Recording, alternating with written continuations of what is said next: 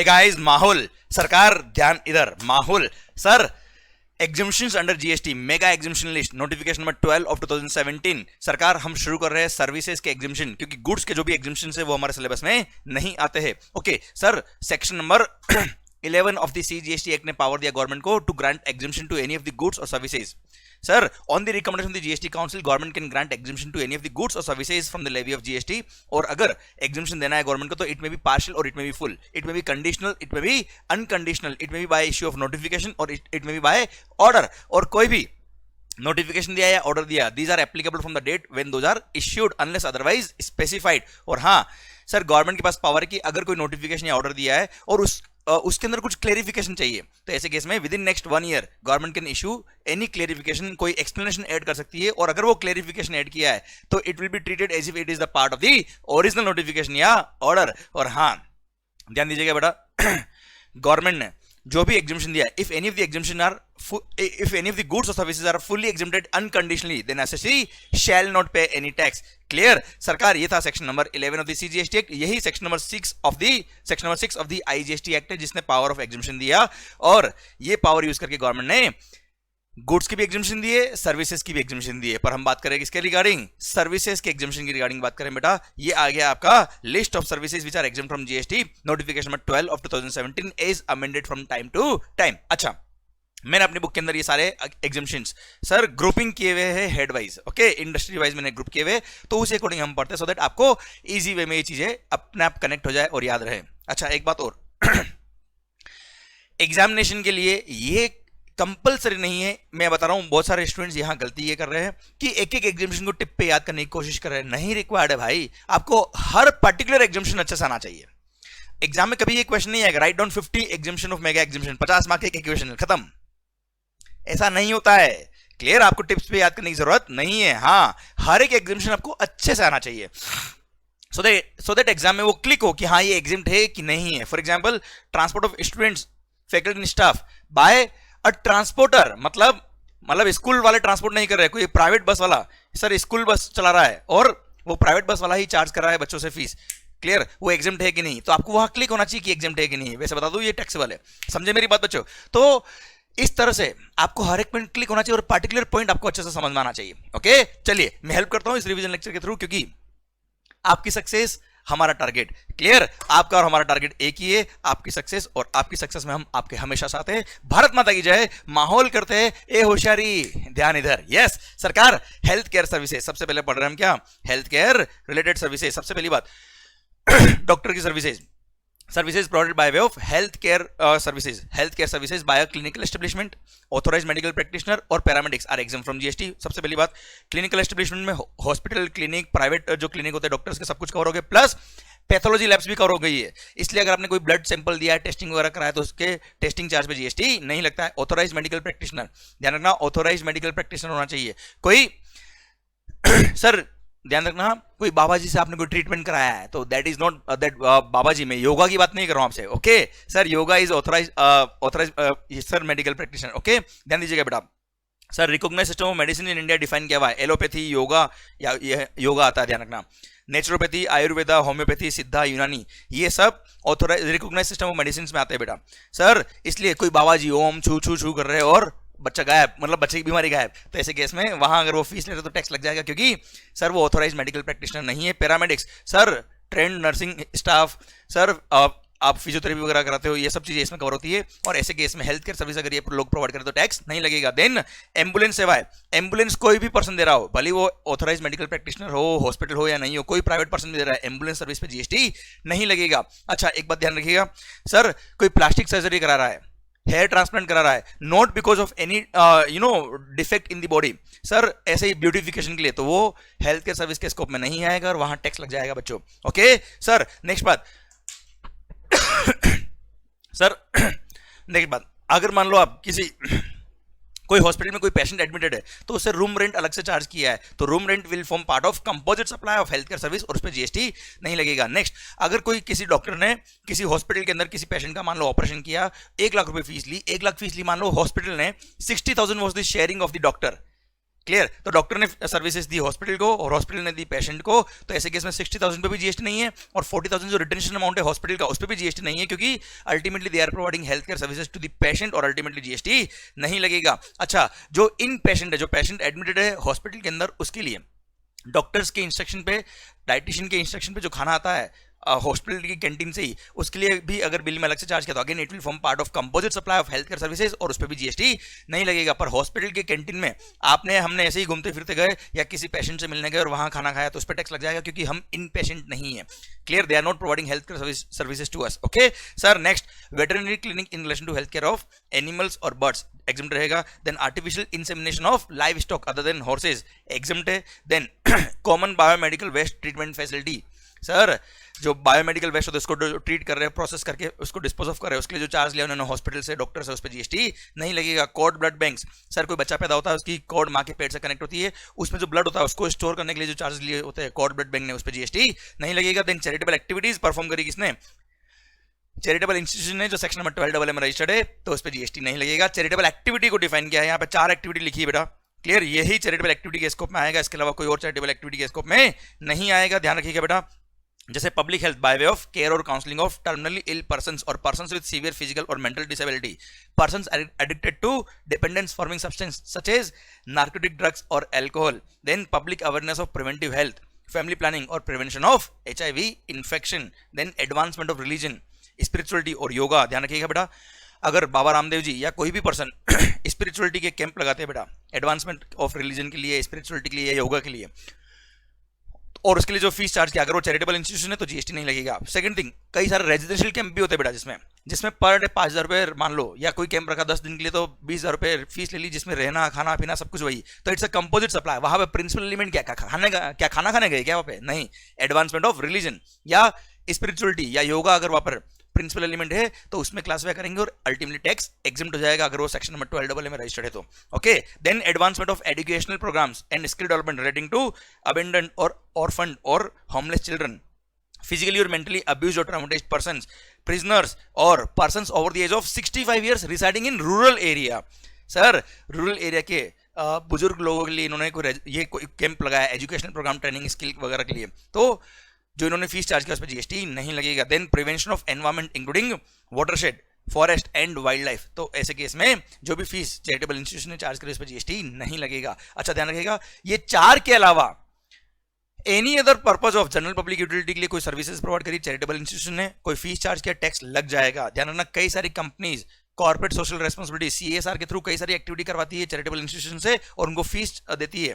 Clear, charitable institution से fees charge करता है, वो फीस अगर इन चारों एक्टिविटी में कवर होती है तो एग्जम्प्ट है, अदरवाइज टैक्स लग जाएगा सब। ओके, ओल्ड एज होम, जिंदगी में ध्यान रखना कभी ये सर्विसेज किसी परिवार में काम नहीं है, ध्यान रखिएगा। हाँ, नो डाउट जो गवर्नमेंट ने इसको एग्जम्प्ट किया पर इसका मतलब थोड़े कि इसकी सर्विसेज हम अवेल करने दें, किसी को नहीं करना, सेवा करना आपने को। Sir old age home sir run by central government, state government और चैरिटेबल इंस्टीट्यूशन, जिसमें पर मेंबर पर मंथ जो फीस है वो 25,000 रुपये पर मंथ पर मेंबर तक का है, जिसमें खाने पीने रहने सबका अमाउंट इंक्लूडेड है, उस पर जीएसटी नहीं लगेगा। देन रिहेबिलिटेशन प्रोफेशनल सर्विसेज दी तो जीएसटी नहीं लगेगा। Then public conveniences such as ये सुलभ शौचालय वगैरह जो होते हैं, बाथरूम वॉशरूम वगैरह की सर्विसेज, उस पर जीएसटी नहीं लगेगा।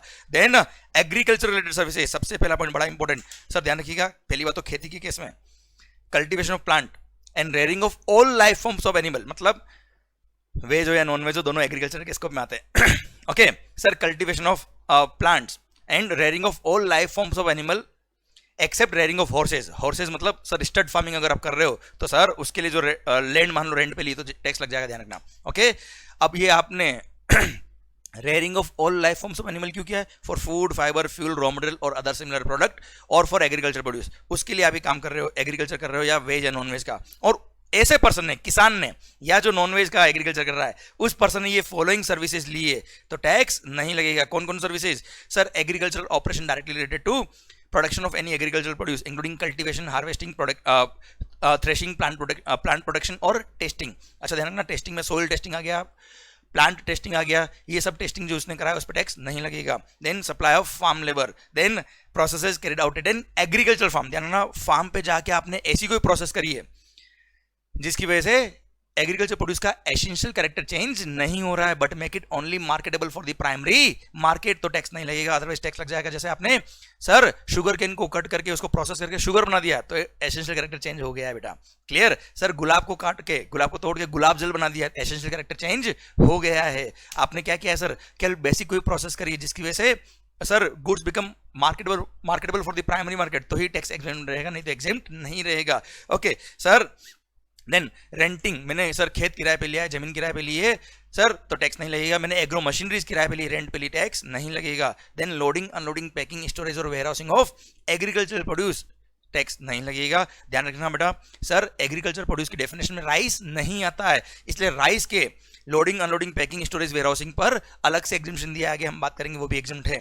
पर सर आगे वाली सर्विस देखना, एग्रीकल्चरल एक्सटेंशन सर्विसेज, गांव में जा जाके लोगों को मैंने training the regarding agriculture for modern technique of agriculture, tax नहीं लगेगा। देन सर्विसेज एपीएमसी मार्केट, उन्होंने जो फीस चार्ज किया या मंडी जो होती है ना बेटा, मंडी वालों ने शुल्क चार्ज किया, फीस चार्ज किया, या कमीशन एजेंट ने कमीशन चार्ज किया फॉर सेल और purchase of agriculture produce, tax नहीं लगेगा। Then fumigation in a warehouse of agricultural produce, उसके लिए जो फीस चार्ज किया जीएसटी नहीं लगेगा। देन अगेन इसको सेपरेट पॉइंट भी बनाया हुआ है, services by way of fumigation in a warehouse of agricultural produce, tax नहीं लगेगा। अच्छा एक बात और, ये ए से लेकर एच तक आप देखेंगे ना, तो मेजरली एग्रीकल्चर प्रोड्यूस को प्रोड्यूस करने से लेकर बेचने तक की लगभग सारी सर्विसेज यहाँ पे कवर हो गई और सारे को टैक्स माफ किया है, क्योंकि अल्टीमेटली किसान खेती जो कर रहा है बेटा वो जब एग्रीकल्चर प्रोड्यूस बेचेगा तो उसका जो कॉस्टिंग आता है, उस कॉस्टिंग पर सर अगर 18% टैक्स लगा दे तो बड़ा महंगा हो जाएगा, इसलिए इस थिंग को ध्यान रखते हुए गवर्नमेंट ने इनको एग्जेम्पशन दिया हुआ है। अच्छा आप बोलेंगे सर इसमें ट्रांसपोर्टेशन का कवर है, तो आगे दे रखा point, transportation of the agriculture produce भी एग्जेम्प्ट है। ओके आगे राइस के लिए point, services by way of loading unloading packing storage और वेयरहाउसिंग ऑफ राइस एग्जेम्प्ट है। पर ध्यान रखना बेटा, commission agent,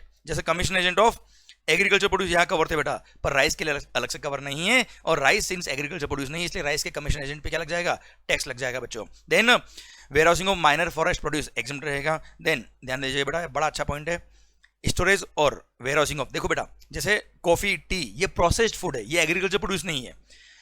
primary agriculture produce जो होता है, जो प्रोसेस्ड फूड नहीं होते हैं, उनके स्टोरेज वेयरहाउसिंग पे एग्जेम्प्ट होता है टैक्स, पर सिंस ये प्रोसेस्ड फूड थे ये एग्जेम्पशन कवर नहीं होते, गवर्नमेंट इनको अलग से एग्जेम्पशन दिया और बोल दिया मस्त रहो मंगल, टैक्स एग्जेम्प्ट है इनके लिए भी। किन किन के लिए, services by way of storage और warehousing of cereals, pulses, fruits, nuts and vegetables, spices, copra, sugarcane, jaggery, vegetable fibre such as cotton, flax, jute etcetera, indigo, unmanufactured tobacco, betel leaves and तेंदुल leaves, coffee and tea, इन सब के warehousing और storage पे GST नहीं लगेगा, ध्यान रखिएगा बेटा।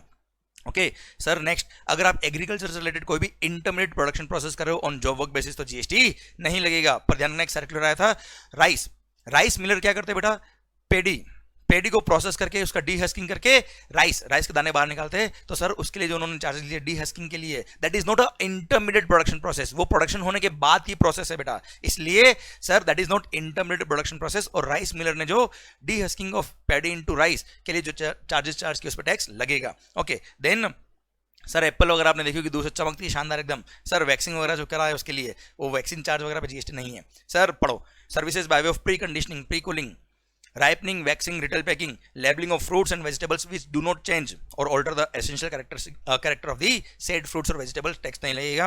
देन आ गया जीटीए देखो वैसे ट्रांसपोर्ट के लिए अलग ही पॉइंट दिए हुए, पर मैं यहाँ पे सिंस एग्रीकल्चर रिलेटेड पॉइंट है इसलिए मैंने सारे पॉइंट एक इंडस्ट्री वाइज मर्ज किए हर जगह।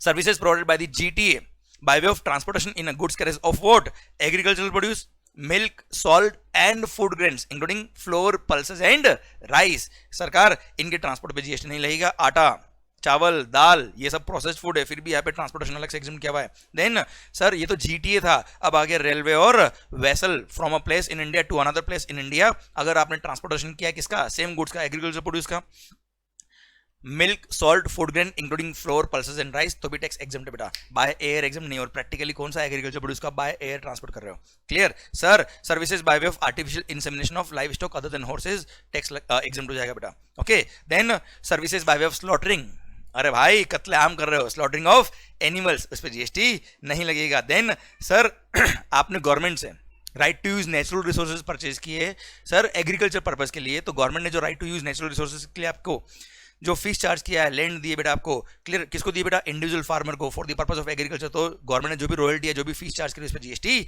नहीं लगेगा। देन सर किसान के फार्म तक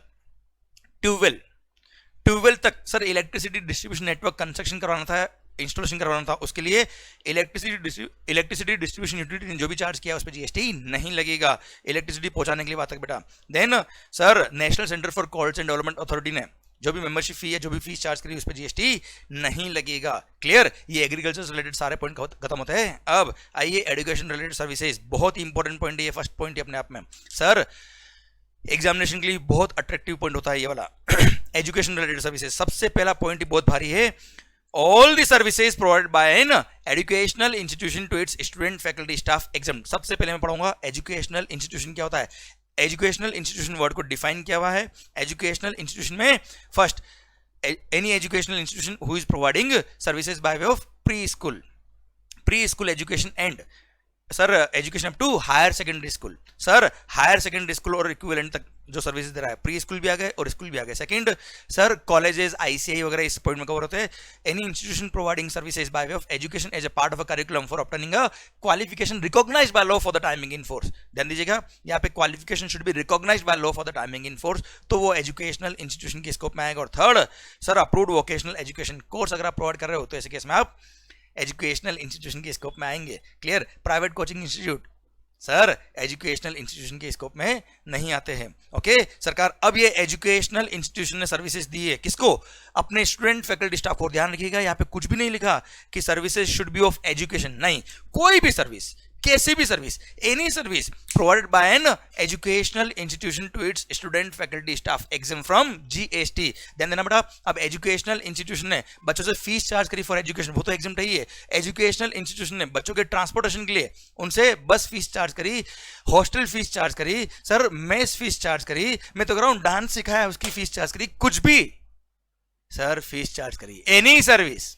एनी मतलब any by educational institution to its student faculty staff is exempt from GST.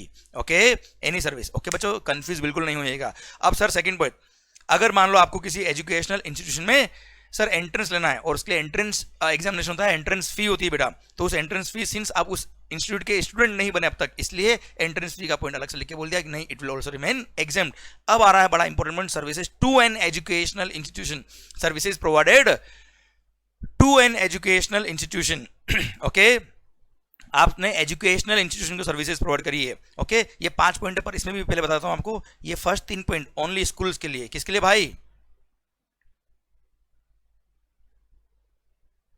Only schools, मतलब भले वो प्री स्कूल एजुकेशन हो या education up to higher secondary school और इक्विवेलेंट हो, तो सर ये 3 सर्विसेज उन्हीं के लिए है। कॉलेजेस को दी है, आईसीआई को दी है, या approved vocational education course provide करने वाले इंस्टीट्यूट को दी, तो टैक्स लग जाएगा, वो एग्जाम नहीं है। तो 3 सर्विसेज केवल स्कूल के लिए, सर्विसेज प्रोवाइडेड टू स्कूल, एक तरह से मान लीजिए। कौन कौन सी, transportation of the student faculty staff exempt from GST. Second, catering services including any mid day meal scheme sponsored by the central government, state government और यूनियन टेरिटरी, एग्जाम रहेगा जीएसटी से। क्लियर सर, वापस ध्यान दीजिएगा sir, catering services including mid day meal scheme sponsored by the central government, state government और union territory, exempt रहेगा school के लिए केवल। ओके सर, अच्छा ध्यान रखना, केवल ये मिड डे मील के लिए नहीं है। मान लो स्कूल का कोई एनुअल फंक्शन था, उसमें आपने कैटरिंग सर्विसेज दी, एग्जाम रहेगा जीएसटी के लिए। ओके नेक्स्ट, सिक्योरिटी क्लीनिंग और हाउसकीपिंग सर्विसेज पर ध्यान रखना, performed in such educational institution. Sir educational institution perform करिए sir security cleaning and housekeeping services, तो एग्जाम है। Then sir services relating to admission to और conduct of examination by such institution, ये सारे ही educational institution के लिए applicable है, भले वो वोकेशनल ट्रेनिंग इंस्टीट्यूट हो, कॉलेजेस हो, आईसीआई हो या स्कूल हो, वहाँ पे एडमिशन से रिलेटेड सर्विसेज आपने दी है, या फिर conduct of examination by such institution, जैसे आईसीआई के एग्जाम होते हैं उसके लिए एग्जाम हॉल वगैरह जब अलाउड होता है ना सेंटर्स, बेटा सेंटर्स चार्ज करता है फीस, उस पर जीएसटी नहीं लगेगा। Next point is only for वो एजुकेशनल इंस्टीट्यूशन है जो रिकॉग्नाइज क्वालिफिकेशन देते हैं, मतलब ये अप्रूव्ड वोकेशनल एजुकेशन कोर्स वालों के लिए नहीं है और स्कूल के लिए नहीं है। कौन सा, supply of online educational journals और periodicals is also exempt from GST but only for colleges. Clear, done, colleges ICI वगैरह। ओके तो सर ये services provided to educational institution था। अच्छा, services provided to educational institution, इन 5 के अलावा कोई और हो सब टैक्सेबल है। अच्छा एक और बात, जैसे बोर्ड होता ना बेटा, CBSE board, Rajasthan board, Maharashtra board, sir इनको भी एजुकेशनल इंस्टीट्यूशन माना है for the purpose of conducting examination, तो एग्जाम जो कंडक्ट कराते हैं ये लोग, उसके लिए जो फीस चार्ज होती है उस पर भी जीएसटी नहीं लगता है, सरकार ध्यान रखिएगा। अच्छा मैं आपसे ऑलरेडी बात कर चुका हूं, food mess facility, food beverages provided by educational institution exempt रहेगा। Sir mess facility, food and beverages provided by anyone other than educational institution taxable रहेगा बेटा। ओके सर, नेक्स्ट पॉइंट आता है आईआईएम के लिए। आप नाम सुना होगा, IIM Ahmedabad, IIM Udaipur etcetera. तो सर आईआईएम ने अपने स्टूडेंट्स से जो फीस चार्ज किया उस पर जीएसटी नहीं लगेगा, क्योंकि आईआईएम भी एजुकेशनल इंस्टीट्यूशन के स्कोप में आता है। सेकंड बात, सर आईआईएम क्या करता है, शॉर्ट ड्यूरेशन कोर्स भी कराता है बेटा, या नीड बेस्ड कोर्स भी कराता है, जैसा 7 दिन का डिप्लोमा हो गया। तो ये शॉर्ट ड्यूरेशन कोर्स जो होते हैं, these are not for students, these are for participants. Corporate training वगैरह होती है एक तरह से, सर इन पे टैक्स लग जाएगा, इस पे जीएसटी एग्जेम्प्ट नहीं रहेगा। Then sir clarification on applicability of GST exemption on DG shipping approved maritime courses. Again sir यहाँ पे गवर्नमेंट ने क्लैरिफाई किया कि yes it is also covered in the scope of educational institution और recognised by law for the timing in force होता है, इसलिए जो भी फीस इसमें चार्ज करी वो भी क्या रहेगी, एग्जेम्प्ट रहेगी। ओके देन सर मैंने स्कूल को सर्विसेज दिए transportation of the student faculty staff की, तो सर जीएसटी एग्जेम्प्ट रहेगा स्कूल के लिए। अब सर मेरे पास मान लो बसेस नहीं है, मैंने आपसे बस किराए पे ली, तो सर आपने ऐसे किसी पर्सन को motor vehicle meant to carry transport of meant to carry passengers आपने हायर पे दिया, ऐसे किसी पर्सन को जो स्कूल को transportation of the student faculty staff की सर्विस दे रहा है, तो आपने जो हायरिंग वाली सर्विस दी उस पर भी जीएसटी एग्जेम्प्ट है। Then sir next, any service provided by the national skill development corporation set up by the government of India, sector skill council approved by the national skill development corporation and assessment agency approved by the sector skill council और the national skill development corporation और a training partner approved by the National Skill Development Corporation or Sector Skill Council in relation to what? Sir again, National Skill Development Program implemented by the National Skill Development Corporation या Vocational Skill Development Program या any other scheme which is implemented by the National Skill Development Corporation। तो ये government के नाम अगर आपको दिख जाए तो समझना वो जीएसटी क्या है, एग्जेम्प्ट है। देन दीन दयाल उपाध्याय ग्रामीण कौशल योजना के थ्रू अगर ट्रेनिंग प्रोवाइडर ने ट्रेनिंग प्रोवाइड करी है रूरल एरिया के अंदर, तो उससे जो फीस चार्ज किया उस पर जीएसटी नहीं लगेगा। देन सर असेसिंग बॉडीज ने जो फीस चार्ज किया है for assessment under skill development initiative scheme, तो उस पर भी जीएसटी नहीं लगेगा। देन सर ऐसा कोई ट्रेनिंग प्रोग्राम जिसका total expenditure is borne by central government, state government और यूनियन टेरिटरी एडमिनिस्ट्रेशन, तो उस पर भी जीएसटी नहीं लगेगा। ऐसा कोई ट्रेनिंग प्रोग्राम जिसका सारा खर्चा गवर्नमेंट बोर्न करी, टैक्स नहीं लगेगा। क्लियर सरकार मई 22 ईयर्स के बाद जो एग्जाम है उसके लिए ध्यान रखिएगा।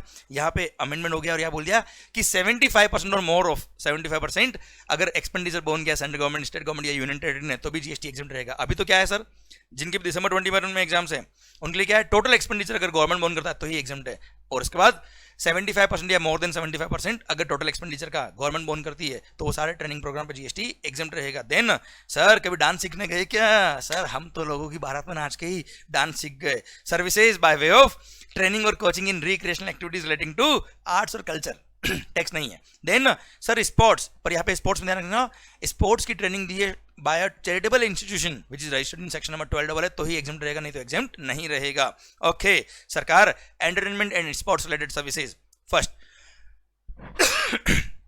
Sir museum national park, wild life sanctuary, tiger reserve और जू, अगर आप वहां गए हो तो सर मजा आएगा बहुत सारा, पर सर उसके एंट्री टिकट पे टैक्स नहीं है। देन प्रोटेक्टेड मॉन्यूमेंट अगर आप गए हो, जैसे ताजमहल में क्या वो पागल खाना नहीं होए सर, ध्यान दो ध्यान सर, ताजमहल सॉरी पागल खाना नहीं हो ताजमहल आगरा में, तो सर वहाँ का एंट्री टिकट अगर आपने लिया है तो एंट्री टिकट पे टैक्स नहीं लगेगा सर। अच्छा एडमिशन टू प्रोटेक्टेड मॉन्यूमेंट, मतलब वहाँ आप एडमिट नहीं हो गए sir, entry ticket, okay sir just kidding. Okay services by way of right to admission to, again ticket लिया आपने किसके लिए, circus, dance, theatrical performance including drama और बैले, तो जीएसटी नहीं लगेगा। Then award function, concert, pageant, musical performance और any sporting event other than recognise sporting event, पर हाँ रिकॉग्नाइज स्पोर्टिंग इवेंट यहाँ लिख दिया, बात एक ही, मतलब कोई भी स्पोर्टिंग इवेंट हो गया। नेक्स्ट है प्लेनेटोरियम, सर यहाँ पे अगर आप गए हो इन चारों में से कहीं जगह किसी भी जगह पे, तो सर आपके एंट्री टिकट पे टैक्स नहीं लगेगा अगर entry ticket is not more than ₹500 पर पर्सन। तो सर कोई पेजेंट मतलब फैशन शो होगा, कोई गाँव कोई फैशन शो होगा जिसका टिकट 500 रुपये पर पर्सन या उससे कम है, तो टैक्स माफ है। ओके नेक्स्ट सर अब ए परफॉर्मिंग आर्टिस्ट, सर डांस करने के पैसे मिल रहे हैं, वो वाले नहीं होए fees. Sir services by an artist by way of a performance in folk और classical art form of dance, music और theatre if consideration charge for per performance is up to ₹1,50,000, 1,50,000 तक का फीस है तो टैक्स नहीं लगेगा। Clear, 1,51,000 हो तो पूरे पे टैक्स लगेगा, ध्यान रखना। और हाँ अगर उन्होंने एज अ ब्रांड एम्बेसडर कोई भी पैसा चार्ज किया है तो उस पर एग्जेम्पशन नहीं है, उस पर पूरे पे टैक्स लग जाएगा एज अ ब्रांड एम्बेसडर अगर कोई फीस चार्ज किया तो। क्लियर, देन पॉइंट नंबर 5 कहता है क्या, services provide by tour operator to a foreign tourist in relation to a tour wholly conducted outside India, अगर कोई tour wholly conducted outside India हुआ है और फॉरेन टूरिस्ट से अगर टूर ऑपरेटर ने पैसा चार्ज किया, टैक्स नहीं लगेगा, क्योंकि ये इंटरमीडियरी के स्कोप में आता है। और इंटरमीडियरी के स्कोप में ये बोला है सप्लायर का लोकेशन ही प्लेस ऑफ सप्लाई होता है, और अननेसेसरी इस बेचारे पे टैक्स लग जाता है, जबकि टूरिस्ट भी बाहर का है और टूर भी होली कंडक्टेड आउटसाइड इंडिया हुआ है, इसलिए गवर्नमेंट ने यहाँ एग्जम्पशन देके बोल दिया मस्ट रे टूरिस्ट टैक्स exempt इस पर्टिकुलर सर्विस पे if the services are provided to a foreign tourist in relation to tour which is wholly conducted outside India. Okay, next services provided to a recognised sports body by an individual, by Virat Kohli, by an individual as a player, referee, umpire, coach or team manager for participation in a sporting event organized by recognized sports body, तो tax नहीं लगेगा। और एक recognised sports body ने another recognised sports body को कोई service दी तो टैक्स नहीं लगेगा। Then point number 7, sponsorship services. Sir, sponsorship services of the following sporting event which are organised by, नाम को ध्यान से सुनना बेटा, by National Sports Federation or its affiliated federations where the participating teams or individual represent any district, state, zone or country. Then sir, organized by Association of Indian Universities, Inter University Sports Board, School Games Federation of India, All India Sports Council for the Deaf, Paralympic Committee of India और Special Olympics Bharat, या फिर organized by Central Civil Services Cultural and Sports Board, या फिर organized as a part of National Games by the Indian Olympic association और organised under panchayat युवा क्रीड़ा और खेल अभियान स्कीम। इन्होंने अगर स्पोर्टिंग इवेंट ऑर्गेनाइज कराया और आपने स्पॉन्सर किया तो टैक्स नहीं लगेगा। अच्छा ध्यान रखना, ये सारे नाम टिप्स पे याद करना पॉसिबल नहीं होता, इसलिए इनको 2 बार रीड करिएगा, एग्जाम में क्लिक करना चाहिए हाँ ये वहां कवर था कि नहीं कवर था। Okay, then point number 8 sir, FIFA under 17 world cup 2020। Sir ध्यान रखना, ये 2020 में नहीं हुआ पर जब भी होगा सर, इस इवेंट से रिलेटेड कोई भी सर्विस आपने प्रोवाइड करी है फीफा को या इसकी सब्सिडरी को, या इन्होंने सर्विसेज प्रोवाइड करी इस इवेंट से रिलेटेड, तो टैक्स नहीं लगेगा। देन अगर इसका मैच देखने आप गए, राइट टू एडमिशन अगर आपने लिया है FIFA under 17 women's world cup 2020, तो सर ऐसे केस में टैक्स नहीं लगेगा। Then sir same way FIFA under 17 world cup 2017 हुआ था, उसके लिए भी पॉइंट था, पर अब ये पॉइंट ऑब्वियसली प्रैक्टिकली काम के नहीं रहे। हाँ, उस टाइम का कोई पॉइंट अगर होगा, उस टाइम का प्रैक्टिकल इंडस्ट्री में किसी का डाउट होगा तो उस टाइम एग्जाम था। ओके, 2017 के जो इवेंट थे ये वाले सेम। ओके सरकार, ये सारे आपके entertainment and sports related services खत्म होती है। अब आइए माहौल के साथ। देखो बच्चों, मुझे बताया मेगा एग्जामिनेशन की बहुत सारे पॉइंट है, पर that can never be an excuse for the success. Okay, इसलिए मैंने जानबूझ के ऊपर लिखा है ए होशियारी, ध्यान इधर, माहौल, सरकार। और मैंने वैसे भी आपको बताया हर एक पॉइंट टिप्स पे याद करने की जरूरत नहीं है। क्लियर, हर एक पॉइंट को समझो, वो पॉइंट क्लिक होना चाहिए एग्जाम में कि हाँ ये एग्जाम था कि नहीं था। ट्रांसपोर्ट रिलेटेड सर्विसेज, सबसे पहला ट्रांसपोर्ट ऑफ पैसेंजर्स के regarding. Sir services of transport of passengers with और without accompanied belonging. Sir with और विदाउट अकम्पनीड बिलोंगिंग का मतलब क्या बेटा? सर लगे साथ में है या नहीं है? अरे भाई इसका मतलब ये नहीं है, इसका मतलब ये है कि अगर अकम्पनीड बिलोंगिंग के लिए अलग से कोई पैसा चार्ज किया उस ट्रांसपोर्टर ने तो वो भी सर एग्जाम रहेगा। अगर इनमें कवर होता है तो उसका ट्रीटमेंट भी वही होगा जो पैसेंजर टिकट का ट्रीटमेंट होता है। Okay sir, transport of passengers with और without accompanied belonging by railway in a class other than first class और AC coach. Second, metro, monorail और tramway exempt from GST. Then inland waterways. Then transport of passengers in a public transport in a vessel between places located in India other than predominantly for tourism purpose. Okay, and last sir, metered cab और auto rickshaw including e-rickshaw exempt from GST। अच्छा ध्यान रखना, metered cab लिखा है। Clear, metered cab private taxi जो होती है sir Bombay में देखा होगा, मुंबई वगैरह मेट्रो सिटीज में 9-2-11 सॉरी काली पीली। क्लियर, अब मीटर्ड कैब भली एसी हो नॉन एसी कोई फर्क नहीं पड़ता। सेकंड थिंग, ऑटो रिक्शा भली मीटर्ड हो या ना हो कोई दिक्कत नहीं बेटा। क्लियर, एग्जाम रहेगा। Okay sir, next transport of passengers with और without accompanied belongings by air. Sir आप बाय एयर गए हो कहां पर? वो 7 sister north eastern states, 7 sisters और एक ब्रदर सिक्किम और एक डोगरा, बाग डोगरा, वहां फ्लाइट से गए हो या वहां से आए हो तो उसके टिकट पर टैक्स नहीं लगेगा। Then sir non AC contract carriage में अगर आपने ट्रांसपोर्ट किया है other than radio taxi, Ola Uber वगैरह पर टैक्स लगेगा बेटा। Sir for transport of passenger but other than tourism, conducted tour, charter और हायर, आपने बस की बस हायर कर ली टैक्स लग जाएगा बेटा। वो भी ध्यान रखना, नॉन एसी है तो एग्जामिनेशन की बात आएगी। Okay next, non AC stage curries तो टैक्स नहीं लगेगा, एसी स्टेज करीज तो टैक्स लग जाएगा। ओके सर, कुल मिला के गवर्नमेंट ने बेसिक जो ट्रांसपोर्ट के मोड होते हैं उनको एग्जाम रखा है, जो लग्जरी वाले मोड है उन पर टैक्स लगाया है। जैसे बाय एयर आप ट्रांसपोर्ट करो normal Mumbai to Delhi, tax लग जाएगा।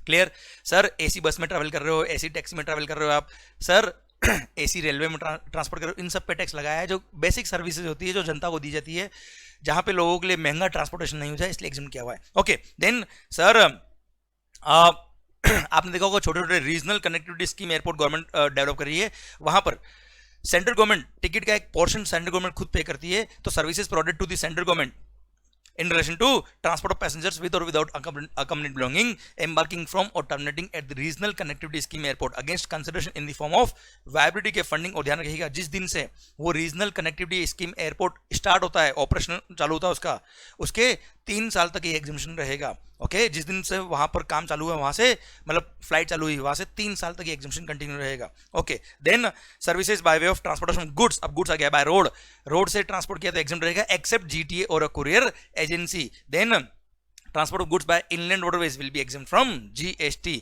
Okay, then transport of goods by aircraft from a place outside India up to the customs station of clearance in India तक के फ्रेट पे जीएसटी नहीं लगेगा। जिस कस्टम पोर्ट पे क्लियरेंस हो रहा है वहां तक के फ्रेट पे जीएसटी नहीं लगेगा बाय एयर, पर अगर यही गुड्स बाय वेसल अगर आया है तो टैक्स लगेगा, ध्यान रखिएगा। और इंपोर्टर ऑफ गुड्स होता है वो रिवर्स चार्ज में टैक्स पे करता है, ध्यान रखिएगा इसमें। अगर भले ही सर ध्यान रखना बाय वेसल अगर गुड्स आ रहा है आउट ऑफ इंडिया से इंडिया में, और सर जो ट्रांसपोर्ट कंपनी है वो आउट ऑफ इंडिया की और जो रेसिपिएंट है वो भी आउट ऑफ इंडिया का है, तो भी ऐसे केस में importer is liable to pay tax to the government directly under reverse charge mechanism. Okay then अब सर ये तो था अभी 0.05 में, क्या सर आउट ऑफ इंडिया से इंडिया में गुड्स लाए थे बाय एयर, अब इंडिया से आउट ऑफ इंडिया लेके जा रहे हो बाय एयर या बाय वेसल, तो दोनों के लिए बोल दिया कि एग्जम्प्ट रहेगा tax. Sir services by way of transportation of goods by an aircraft from the customs station of clearance in India to a place outside India exempt रहेगा। अच्छा ध्यान रखो यहाँ पे लिखा है कि 30 सितंबर 2021 तक की एग्जामिशन है, क्लियर, दोनों ही पॉइंट में लिखा हुआ है 30 सितंबर 2021 पर तुम्हें बताता हूँ मैं, जिनकी मई 22 है उसके बाद एग्जाम है, ये 2022 कर दिया गया है। मतलब हर साल गवर्नमेंट क्या करती है, जब ये सितंबर मंथ आता है तब एक साल बढ़ा देती है, बेटा देख लो आप शुरू से ही क्या हुआ है। तो सर कुल मिला के एग्जाम दिमाग खराब मत करना। ओके तो transport of goods by vessel हो या एयरक्राफ्ट हो from customs station of clearance in India to a place outside India is exempt from GST. Okay then satellite launching services sir exempt from GST if those are provided by Indian Space Research Organisation ISRO, Antrix corporation limited और New Space India Limited exempt रहेगा GST से। Okay then services by way of transportation by railway or vessel from one place in India to another place in India by vessel or railway, ध्यान रखना from one place in India to another place of the following goods, इन specific goods का ही है। Okay कौन कौन सा, relief material meant for victims of natural और man made disasters, calamities, accidents और मिशेप्स, देन डिफेंस और मिलिट्री इक्विपमेंट, न्यूज़पेपर्स और magazines registered with the registrar of newspapers, railway equipment और materials, agricultural produce, milk, salt, food grain including flour, pulses and rice and organic manure. ये दोनों point तो मैंने आपको आगे भी कवर कराया था क्योंकि वो एग्रीकल्चर रिलेटेड पॉइंट में भी आ रहे थे ये दोनों, क्लियर सर। अब ध्यान रखना सर ये सारे पॉइंट, ये सारे गुड्स का ट्रांसपोर्टेशन बाय वेसल और रेलवे एग्जाम्प्ट रहेगा विद इन इंडिया। ओके पर सेम पॉइंट एग्जाम्प्ट है बाय जीटीए ऑल्सो, पर एक पॉइंट नहीं है यहाँ पे, कौन सा, रेलवे इक्विपमेंट और मटेरियल, रेलवे इक्विपमेंट और मटेरियल वेसल या रेलवे से ट्रांसपोर्ट किया तो ये एग्जाम्प्ट रहेगा। बाकी सारे पॉइंट जीटीए के लिए भी सेम लिखे हुए हैं, बस यहाँ पे 2 पॉइंट एक्स्ट्रा है। 2 पॉइंट कौन से एक्स्ट्रा है सर, अगर आपके गुड्स कैरेज में जितना भी गुड्स है उन सबका फ्रेट मिला के 1500 या उससे कम है, सबका फ्रेट मिला के सारे कंसाइनमेंट्स का फ्रेट मिला के 1500 या उससे कम है तो जीएसटी एग्जाम्प्ट है, पर 1500 से ऊपर है तो सर ऐसे केस में एग्जाम्पशन यहां नहीं मिलेगा। पर हाँ वहां पे उस केस में चेक लेना इंडिविजुअल कंसाइनी वाइज जो फ्रेट चार्ज किया वो अगर 750 या उससे कम है इंडिविजुअल कंसाइनी वाइज तो ऐसे केस में इट विल रिमेन एग्जाम्प्ट। पहले देखना पूरा पास है नहीं, पूरा पास है मतलब 1500 या उससे कम है तो पूरा एग्जाम्प्ट, इंडिविजुअल देखना ही मत। पूरा पास अगर नहीं है तो देखना इंडिविजुअल एग्जाम्पशन को, ये क्या जैसे हम सी एग्जाम्स के रिजल्ट में देखते हैं, क्लियर। पर आप तो लोग पास होने वाले ही मुझे पता है सर, मेरा पूरा विश्वास है because you can do it माहौल के साथ सरकार। अब देखिए पॉइंट नंबर 10 बोलता है जीटीए, जो मैं point already reverse charge time पढ़ा चुका हूं। जीटीए ने सर्विसेज दी किसको, उन 7 स्पेसिफाइड कैटेगरी ऑफ पर्संस के अलावा किसी को भी, तो जीएसटी एग्जाम डबली रेट ऑफ टैक्स 5% हो या 12% उससे फर्क नहीं पड़ता। याद आया, registered factory under factories act, society registered societies act, cooperative society, body corporate, partnership firm whether registered और not including AOP, any registered person in GST और any registered casual taxable person, इन 7 के अलावा किसी और को सर्विसेज दी जीटी ने it will remain exempt. Same way sir मैंने बताया था अगर रेसिपिएंट जो है जो फ्रेट पे कर रहा है वो कौन है सर, कोई डिपार्टमेंट हो या establishment of the central government, state government या यूनियन टेरिटरी है या फिर कोई गवर्नमेंटल एजेंसी है या लोकल अथॉरिटी है जो जीएसटी में रजिस्टर्ड है only for the purpose of deducting TDS under section 51 not for any other purpose, तो ऐसे केस में भले वो जीएसटी में रजिस्टर्ड है, जीटी ने जो भी सर्विस उसको दी उस पर जीएसटी एग्जम्प्ट टैक्स पे करने की जरूरत नहीं, वरना इन लोगों को नॉर्मल रिवर्स चार्ज में टैक्स पे करने के लिए रजिस्ट्रेशन, नॉर्मल रजिस्ट्रेशन भी कराना पड़ जाता है इन सबको, इसलिए okay. Then supply of services associated with transit cargo to Nepal और भूटान। सर नेपाल भूटान को ट्रांजिट कार्गो अगर आपने भेजा है, ट्रांजिट कार्गो भेजने की सर्विसेज, ट्रांजिट कार्गो से रिलेटेड कोई भी सर्विसेज अगर आपने दी है तो टैक्स नहीं लगेगा। क्लियर। अब ट्रांजिट कार्गो से रिलेटेड कोई भी सर्विस, मतलब कार्गो हैंडलिंग सर्विस भी आ गई, ट्रांसपोर्टेशन सर्विसेज भी आ गई, जो भी ट्रांजिट कार्गो से रिलेटेड सर्विस है सब कुछ एग्जम्प्ट है नेपाल भूटान के लिए अगर आप गुड्स भेज रहे हो तो। इनको लैंडलॉक कंट्री बोलते हैं, okay. Services by way of giving on hire to a state transport undertaking a motor vehicle meant to carry more than 12 passengers. Then local authority को आपने सर्विसेज दी है, कौन सी? हायरिंग ऑफ मोटर व्हीकल, कौन सा? Electrically operated vehicle which is meant to carry more than 12 passengers. Then GTA को आपने मीन्स ऑफ ट्रांसपोर्टेशन रेंट पे दिया है। देन वही स्कूल को जो person transport of student faculty staff की सर्विस दे रहा है उसको आपने सर बस किराए पे दिए या means of transport of passenger दिया, तो ऐसे केस में जो आपने मुझे रेंट पे मोटर व्हीकल दिया उसके रेंट पे जीएसटी नहीं लगेगा। देन सर टोल चार्जेस पे जीएसटी नहीं है। Then services by way of access to a road और a bridge on payment of annuity, उस पर भी जीएसटी नहीं लगेगा। ये ट्रांसपोर्ट रिलेटेड सारे पॉइंट खत्म होता है। अब होशियारी माहौल सरकार। Then construction related services. First sir घर नहीं है, घर सर घर बनवाया है सिंगल रेजिडेंशियल हाउस और वो भी नया हाउस बनवाया है और वो भी प्योर लेबर बेस पे, तो जीएसटी एग्जम्प्ट, अदरवाइज जीएसटी लग जाएगा।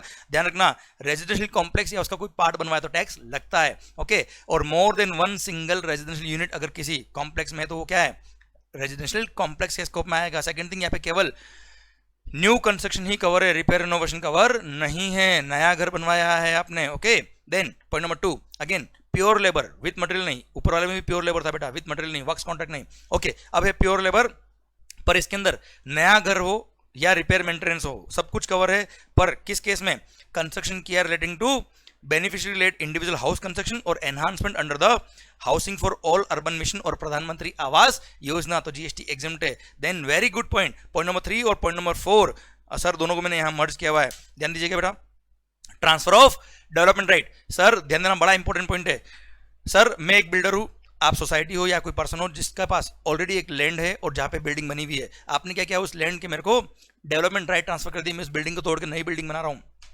आपने मेरे को डेवलपमेंट राइट ट्रांसफर किया, उसके अगेंस्ट मान लो वहां पे 50 फ्लैट थे और 50 के फ्लैट के लिए सर मैं 50 फ्लैट नए बना के दूंगा आपको, तो I am providing construction services to you and you are providing transfer of development right to me. या फिर उस एरिया का लॉन्ग टर्म लीज 30 ईयर्स और मोर देन 30 ईयर्स का लैंड आप मेरे को लीज पे दे रहे हो, या फिर फ्लोर स्पेस इंडेक्स ट्रांसफर कर रहे हो या एडिशनल फ्लोर स्पेस इंडेक्स मेरे को आप ट्रांसफर कर रहे हो, इट्स अ बार्टर। तो ऐसे केस में जो आपने सर्विसेज मेरे को दी है बिल्डर को, प्रमोटर को, उस पर टैक्स रिवर्स चार्ज में बिल्डर को भी पे करना पड़ता है। अब सर बिल्डर क्या करेगा?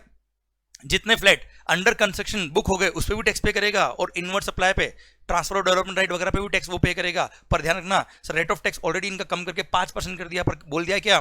बिल्डर जो कंस्ट्रक्शन कर रहा है फ्लैट का उस पे जो रेजिडेंशियल फ्लैट है ना बेटा, उस पर टैक्स लगाया 5%, पर कंडीशन क्या? उसको कोई आईटीसी नहीं मिलने वाला, इसलिए टीडीआर वगैरह की जो सर्विसेज है उसके लिए उस पर टैक्स पे अगर वो कर दे, उसका आईटीसी उसको नहीं मिलेगा तो बेटा उसकी कॉस्ट तो बहुत बढ़ जाएगी और अल्टीमेटली इसका कॉस्ट का बर्डन तो सर कंज्यूमर पे जाने वाला है ना। इसलिए गवर्नमेंट ने बोल दिया क्या? Transfer of development right, floor space index या एडिशनल फ्लोर स्पेस इंडेक्स या फिर लॉन्ग टर्म लीज 30 ईयर्स और मोर देन 30 ईयर्स के लिए जो आपने लैंड मुझे ट्रांसफर करी है उसके लिए जो भी वैल्यू बनता है उस वैल्यू पे जीएसटी बनता है। और जीएसटी कौन पे करने लायक है बेटा? सर ये बिल्डर प्रमोटर लायबल है टैक्स पे करने के लिए, पर सर उसमें से उतने प्रोपोर्शनेट वैल्यू पे जीएसटी एग्जम्प्ट कर दिया है जितने प्रोपोर्शनेट फ्लैट्स बुक हो गए before grant of completion certificate और its first occupation whichever is earlier. मान लो 100 फ्लैट बन रहे बेटा, 100 में से 70 फ्लैट बुक हो गए before grant of completion certificate, 30 flat book नहीं हुए, तो कारपेट एरिया के हिसाब से सर जितना उस सारे 100 फ्लैट का जो कारपेट एरिया है उसमें 70 फ्लैट का जो कारपेट एरिया होगा डिवाइड बाय 100 फ्लैट का जो कारपेट एरिया है, सर इतना प्रोपोर्शनल जो वैल्यू होगा ट्रांसफर ऑफ डेवलपमेंट राइट का उस पे जीएसटी एग्जिम्ट हो जाएगा, बाकी पे टैक्स लग जाएगा बेटा, क्योंकि 70 फ्लैट पे टैक्स लगने वाला है तो उसके इनवर्ड सप्लाई ऑफ टीडीआर पे टैक्स एग्जिम्ट कर दिया गवर्नमेंट ने, सो दैट डबल टैक्सेशन नहीं हो जाए। सेकंड बात, अगर मान लो किसी प्रोजेक्ट के अंदर 100 फ्लैट बन रहे हैं और 20 दुकान बन रही है, कमर्शियल शॉप बन रहे बेटा, क्लियर? तो सर जितना एरिया कमर्शियल के लिए यूज आ रहा है वहां पर उसके प्रोपोर्शनेट एरिया वाले टीडीआर की वैल्यू पे टैक्स लगेगा वो एग्जाम ने केवल रेजिडेंशियल वाले एरिया के लिए एग्जाम के, वो भी उसी के लिए जितना फ्लैट बुक हो चुका है उसके लिए बेटा, उतना प्रोपोर्शन टीडीआर की वैल्यू पे जीएसटी एग्जाम किया है। थर्ड बात सर ध्यान रखना,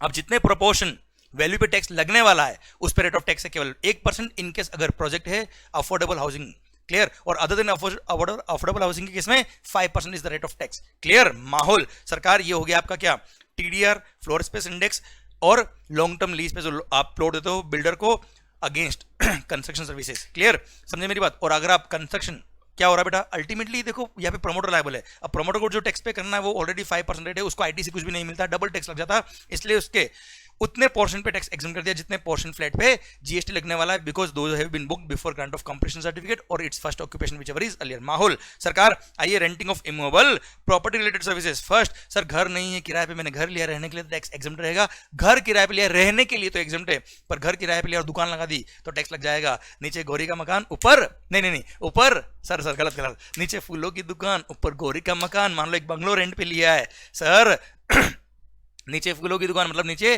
कमर्शियल की तरह यूज ले रहे हो स्पेस को, और ऊपर रेजिडेंशियल के लिए रेंट कॉमन चार्ज क्या है, कमर्शियल यूज वाला टैक्सेबल होता है और रेजिडेंशियल यूज वाला एग्जेम्प्ट होता है। आपने कॉमन रेंट पे किया, इट्स मिक्स सप्लाई है, और मिक्स सप्लाई अगर है तो ऐसे केस में हाईएस्ट रेट लगेगा और पूरे रेंट पे टैक्स लग जाएगा बच्चों, क्लियर। सर ध्यान देना, अब घर किराए पे लिया रहने के लिए तो टैक्स एग्जेम्प्ट है, अब भले ही उसका रेंट सर कोई कंपनी पे करे, गवर्नमेंट पे करे, अपने एम्प्लॉइज के लिए कोई भी पे करे, उससे कोई फर्क नहीं पड़ता, घर किराए पे लिया रहने के लिए टैक्स नहीं लगेगा। Second, hotel in guest house club camp site जहां पर actual value of supply room rent is up to rupees 1000 per day और इक्विवेलेंट, हाँ है ना बच्चों, तो ऐसे केस में जीएसटी नहीं लगेगा। Up to rupees 1000 per day और इक्विवेलेंट अगर रेंट है तो जीएसटी नहीं लगेगा। डिक्लेयर टैरिफ से कोई मतलब नहीं, एक्चुअल वैल्यू आफ्टर डिस्काउंट जो होती है उसका मतलब है बेटा। Sir point number 3, services by person by way of conduct of any religious ceremony. Sir Pandit ji की सर्विसेज को यहाँ पे क्या कर दिया, एग्जाम कर दिया। Then sir renting of precincts of religious place which is meant for general public. Sir rent पे मैंने मंदिर का एरिया किराए पे लिया तो टैक्स नहीं लगेगा, पर वहां पे बोल दिया है अगर मंदिर के अंदर सर अच्छा renting of precincts of religious place, precinct मतलब पूरा एरिया बेटा, उसका सराउंडिंग पूरा जो मंदिर का एरिया होता है, जरूरी नहीं वहां से भगवान दिखने चाहिए, पूरा एरिया, क्लियर। सर क्या होता है, एग्जाम रहेगा पर अगर आपने वहां पर धर्मशाला है बेटा, रूम किराए पे दिया आपने और वहां पे अगर 1000 या मोर पर डे रेंट तो टैक्स लग जाएगा। पर यहां ध्यान रखना, यह एक डिस्क्रिपेंसी है लॉ के अंदर। सिंस अभी हमने होटल का पॉइंट पढ़ा, होटल के अंदर लिखा है hotel services by hotel in guest house club camp site by what ever name code, उसमें धर्मशाला भी कवर होती है और उसमें अप टू रुपीज 1000 एग्जाम्प्ट है, और यहाँ पर 1000 वाला रेंट अगर है तो टैक्स लगता है। तो सर यहाँ पे भले आप टैक्सेबल कर रहे हो पर ऊपर वाले पॉइंट में वो एग्जाम्प्ट हो जाएगा, इसलिए तुम्हें बता रहा हूँ एग्जाम के लिए भी ध्यान रखिएगा। अगर रूम रेंट आप पे करो धर्मशाला का तो 1000 रुपए रेंट है तो टैक्स एग्जाम्प्ट है, ध्यान रखना उस ऊपर वाले पॉइंट की वजह से, okay don't worry. Sir next, अगर आपने कोई कम्युनिटी हॉल, कल्याण मंडपम या ओपन एरिया या हॉल बुक कराया तो 10,000 रुपए और मोर पर डे तो टैक्स लग जाएगा। एंड अगर आपने प्रेसिंग्स ऑफ रिलीजियस प्लेस में कोई दुकान है, दुकान रेंट पे ली, उसका 10,000 रुपए पर मंथ या उससे ज्यादा रेंट अगर है तो टैक्स लग जाएगा, अदरवाइज टैक्स एग्जाम्प्ट है। Then sir long term lease पर, लॉन्ग टर्म लीज मतलब 30 इयर्स और मोर देन 30 इयर्स के लिए आपने कोई इंडस्ट्रियल प्लॉट लीज पे लिया है या फिर plot for development of infrastructure for financial business आपने लीज पे लिया है, उसके लिए कोई अपफ्रंट अमाउंट पे किया, वो अपफ्रंट अमाउंट बोलिए आप वन टाइम में पे करो या इंस्टॉलमेंट पे करो, दैट अपफ्रंट अमाउंट जिसको सलामी, कॉस्ट, डेवलपमेंट चार्ज, प्राइस कुछ भी बोल दो, उस अमाउंट पे जीएसटी नहीं लगेगा if it is paid to the central government. देखना ध्यान से, state government industrial development corporation की अंडरटेकिंग सॉरी सर किसी भी इंडस्ट्रियल यूनिट ने या किसी भी developer in financial business area के लिए उसने क्या किया, लॉन्ग टर्म लीज पे कोई प्लॉट लिया या plot for development of financial business के लिए कोई प्लॉट लीज पे लिया, लॉन्ग टर्म लीज 30 इयर्स और मोर देन 30 इयर्स के लिए, किससे लिया है, state government industrial development corporation और अंडरटेकिंग, और by any other entity having 20% और more ownership of the central government, state government, union territory directly या indirectly through any wholly owned company, wholly owned person of the government. तो ऐसे case में sir जो भी long term lease के लिए आपने अपफ्रंट अमाउंट पे किया, भले इंस्टॉलमेंट पे किया या वन शॉट में पे किया, टैक्स नहीं लगेगा। पर कंडीशन क्या है इसकी, सर जिस पर्पस के लिए आपको लैंड अलॉट करी, ये प्लॉट अलॉट किया, उसी पर्पस में काम आना चाहिए सर। और गवर्नमेंट क्या, स्टेट गवर्नमेंट क्या करेगा, इसको मॉनिटर करेगा, एनफोर्स करेगा। एंड अगर आपने सब लीज पे दिया तो आपने जो जिसको सब लीज पे दिया उसके एग्रीमेंट में लिखा होना चाहिए कि अगर आपने जिस पर्पस के लिए प्लॉट अलॉट हुआ है उस पर्पस के लिए यूज नहीं किया तो ये एग्जम्पशन विड्रॉ हो जाएगा, विद इंटरेस्ट आपको टैक्स पे करना पड़ेगा। ओके सरकार देन पॉइंट 5, 6, 7 ये रिपीट किया वो एग्रीकल्चर वाला पॉइंट। सर मैंने सर लैंड रेंट पे लिए, मशीन रेंट पे लिए, खेती करने के लिए टैक्स नहीं लगेगा। Right to use natural resource दिया इंडिविजुअल फार्मर को गवर्नमेंट ने, खेती करने के लिए टैक्स नहीं लगेगा। Then loading unloading packing storage और warehousing of agriculture produce GST नहीं लगता। देन गवर्नमेंट रिलेटेड सर्विसेज, आइए बच्चों सारे पॉइंट गवर्नमेंट रिलेटेड पढ़ लेते हैं अब हम। ओके बड़ा ही शानदार पॉइंट है गवर्नमेंट रिलेटेड सर्विसेज। सबसे पहला पॉइंट, ऑल दी सर्विसेज, ध्यान दीजिए बेटा, दिल थाम के ध्यान इधर। All the services provided by the central government, state government, union territory और local authority are exempt from GST except following four. ये चार सर्विस पे टैक्स लगेगा, अदरवाइज सारी सर्विस पे टैक्स एग्जम्प्ट है बेटा। ये चार कौन कौन सी है जहां पे टैक्स लगेगा? First, services by department of post by way of speed post, express parcel post, life insurance और agency services provided to any person other than central government, state government, union territory और कुछ भी नहीं बेटा, ध्यान रखना यहाँ लोकल अथॉरिटी नहीं है। मतलब अगर डिपार्टमेंट ऑफ पोस्ट ने लोकल अथॉरिटी को सर्विस दी है तो टैक्स लग जाएगा, bye way of speed post वगैरह सर्विस दी तो बेटा। अच्छा, डिपार्टमेंट ऑफ पोस्ट की भी केवल चार सर्विसेज ही टैक्सेबल करिए, कौन कौन सी? By way of speed post, express parcel post, life insurance और एजेंसी सर्विसेज ही टैक्सेबल है, बाकी सब एग्जम्प्ट है बेटा। Okay sir, second, service in relation to vessel या aircraft whether within the precincts of the port airport और outside the port या एयरपोर्ट। नेक्स्ट है ट्रांसपोर्ट ऑफ गुड्स और पैसेंजर्स। अब इन तीन के अलावा कोई भी service, any other service by central government, state government, union territory or local authority to a business entity will be chargeable to GST। Above 3 तो टैक्सेबल है ही है, रेसिपिएंट कोई भी हो, और इसके अलावा कोई भी बिजनेस एंटिटी को कोई भी सर्विस दी टैक्स लगेगा, और खास बात वो भी रिवर्स चार्ज मैकेनिज्म लगेगा, और रेसिपिएंट जो बिजनेस एंटिटी वो टैक्स पे करेगा अंडर रिवर्स चार्ज मैकेनिज्म। बस रेंटिंग ऑफ इमूवेबल प्रॉपर्टी को छोड़ के, तो ऊपर वाली 3 service plus renting of immovable property छोड़ के बाकी सारी services to business entity tax लगेगा, वो भी रिवर्स चार्ज मैकेनिज्म लगेगा और रेसिपिएंट टैक्स पे करेगा। पर हाँ, renting of immovable property to business entity, अगर बिजनेस एंटिटी जीएसटी में रजिस्टर्ड है ऑलरेडी, तो ऐसे केस में रिवर्स चार्ज में वो बिजनेस एंटिटी खुद टैक्स पे कर देगा, और वो रजिस्टर्ड नहीं तो गवर्नमेंट खुद टैक्स पे कर देगा। क्लियर माहौल सरकार? फिर अब जैसे ही मैंने बोला आपको कि ऊपर वाले तीनों, renting of immovable property to business entity हमेशा टैक्स लगना है, रिवर्स चार्ज में लगना है। तो सर अब कोई बिजनेस एंटिटी मान लो स्मॉल है, जिसका प्रीवियस ईयर का turnover, aggregate turnover threshold limit for registration से कम था, अब उस पर अगर टैक्स लगा दे वो भी रिवर्स चार्ज में, तो उस बेचारों को रजिस्ट्रेशन कराना पड़ जाएगा। इसलिए पॉइंट नंबर 2 आया, और गवर्नमेंट ने बोल दिया क्या? All the services by the central government, state government, union territory और local authority to such business entity जिसका प्रीवियस फाइनेंशियल में aggregate turnover threshold limit for registration से कम था, तो ऐसे केस में उसको कोई भी सर्विस गवर्नमेंट ने दी है तो टैक्स एग्जम्प्ट रहेगा, चिंता वाली बात नहीं। पर ऊपर वाली 3 सर्विसेज और renting of immovable property service, इस पर तो टैक्स लगेगा क्योंकि यहाँ फॉरवर्ड चार्ज है बेटा। देन सर अब रेसिपिएंट यूनिट अगर बिजनेस एंटिटी है तो टैक्स लग जाएगा, वो भी रिवर्स चार्ज में लगेगा। तो सर ऐसे केस में गवर्नमेंट ने बोल दिया कि कोई बात नहीं, अगर पर ट्रांजेक्शन अगर फीस जो है वो 5,000 रुपए तक की है तो टैक्स नहीं लगेगा। All the services provided by the central government, state government, union territory और local authority to business entity जहां पे पर ट्रांजेक्शन जो फीस है वो कंसिडरेशन है वो अप टू ₹5,000 है तो टैक्स नहीं लगेगा, और अगर कंटिन्यूस सप्लाई ऑफ सर्विस है तो पर एनम 5,000 रुपए देखा जाएगा। ओके देन अच्छा, ये वाला 5,000 वाला लिमिट जो है ये ऊपर वाली 3 सर्विस पे नहीं लगेगा। ऊपर वाली 3 मतलब वो पोस्ट वाली सर्विस, वेसल एयरक्राफ्ट वाली और ट्रांसपोर्ट ऑफ पैसेंजर, वरना 5,000 तक का फीस माफ कर दे तो स्पीड पोस्ट कौन सा 5,000 से ऊपर होता है बेटा, सब कुछ माफ हो जाएगा। इसलिए ये एग्जम्पशन वाला जो पॉइंट है वो ऊपर वाले 3 पॉइंट पर अप्लाई नहीं होता है। Then central government, state government, union territory ने, central government, state government, union territory या लोकल अथॉरिटी कोई सर्विस दी टैक्स नहीं लगेगा। अगेन ऊपर वाली 3 सर्विस पे ये पॉइंट अप्लाई नहीं होता है sir. Then issuance of passport, visa, driving licence, birth certificate और डेथ सर्टिफिकेट के लिए कोई फीस चार्ज या गवर्नमेंट ने टैक्स नहीं लगेगा। क्लियर? देन सर किसी भी एक्ट में रजिस्ट्रेशन कराना उसके लिए कोई फीस आपने पे किया गवर्नमेंट को, या किसी भी फैक्ट्रीज वगैरह में देखेंगे आप, testing, calibration, safety check, certification relating to protection और safety of the workers, consumers और public at large including fire licence required under any law for the time being in force, इसके लिए कोई फीस आपने गवर्नमेंट को पे किया tax नहीं लगेगा। एक और सीड सर्टिफिकेशन टैक्स के लिए गवर्नमेंट ने बोल दिया कि टैक्स नहीं लगेगा। अच्छा वैसे भी testing is exempt under GST अगर एग्रीकल्चर पर्पस के लिए तो बेटा। देन FSSI sir, food safety and standards authority of India ने जो भी फीस चार्ज किया उस पर जीएसटी नहीं लगेगा। ESIC में अगर आपने कोई भी कंट्रीब्यूशन किया जीएसटी नहीं लगेगा। PF में कोई भी कंट्रीब्यूशन किया जीएसटी नहीं लगेगा। Coal mines provident fund organisation को कोई भी कंट्रीब्यूशन दिया जीएसटी नहीं लगेगा। नेशनल पेंशन सिस्टम ट्रस्ट को आपने कोई भी फीस पे किया, कोई भी मेंबरशिप फी पे, कोई भी कंट्रीब्यूशन दिया जीएसटी नहीं लगेगा। IRDA जो इंश्योरेंस के लिए रेगुलेटरी बॉडी है उसको कोई फीस पे किया जीएसटी नहीं लगेगा। सेम वे कंपनीज एक्ट के अंदर सेबी जो गवर्निंग बॉडी है उसको जो भी फीस पे किया उस पर जीएसटी नहीं लगेगा। Same way national Centre for cold chain development authority को कोई फीस पे किया जीएसटी नहीं लगेगा। राइट टू इन्फॉर्मेशन एक्ट के थ्रू आपने आरटीआई के थ्रू सर अपने कोई भी इन्फॉर्मेशन मंगाई, जैसे आईसीआईसी कॉपीज वगैरह चेक करके जो चेक कॉपीज वो मंगाई अपने आरटीआई के थ्रू, फीस पे टैक्स नहीं लगेगा। Then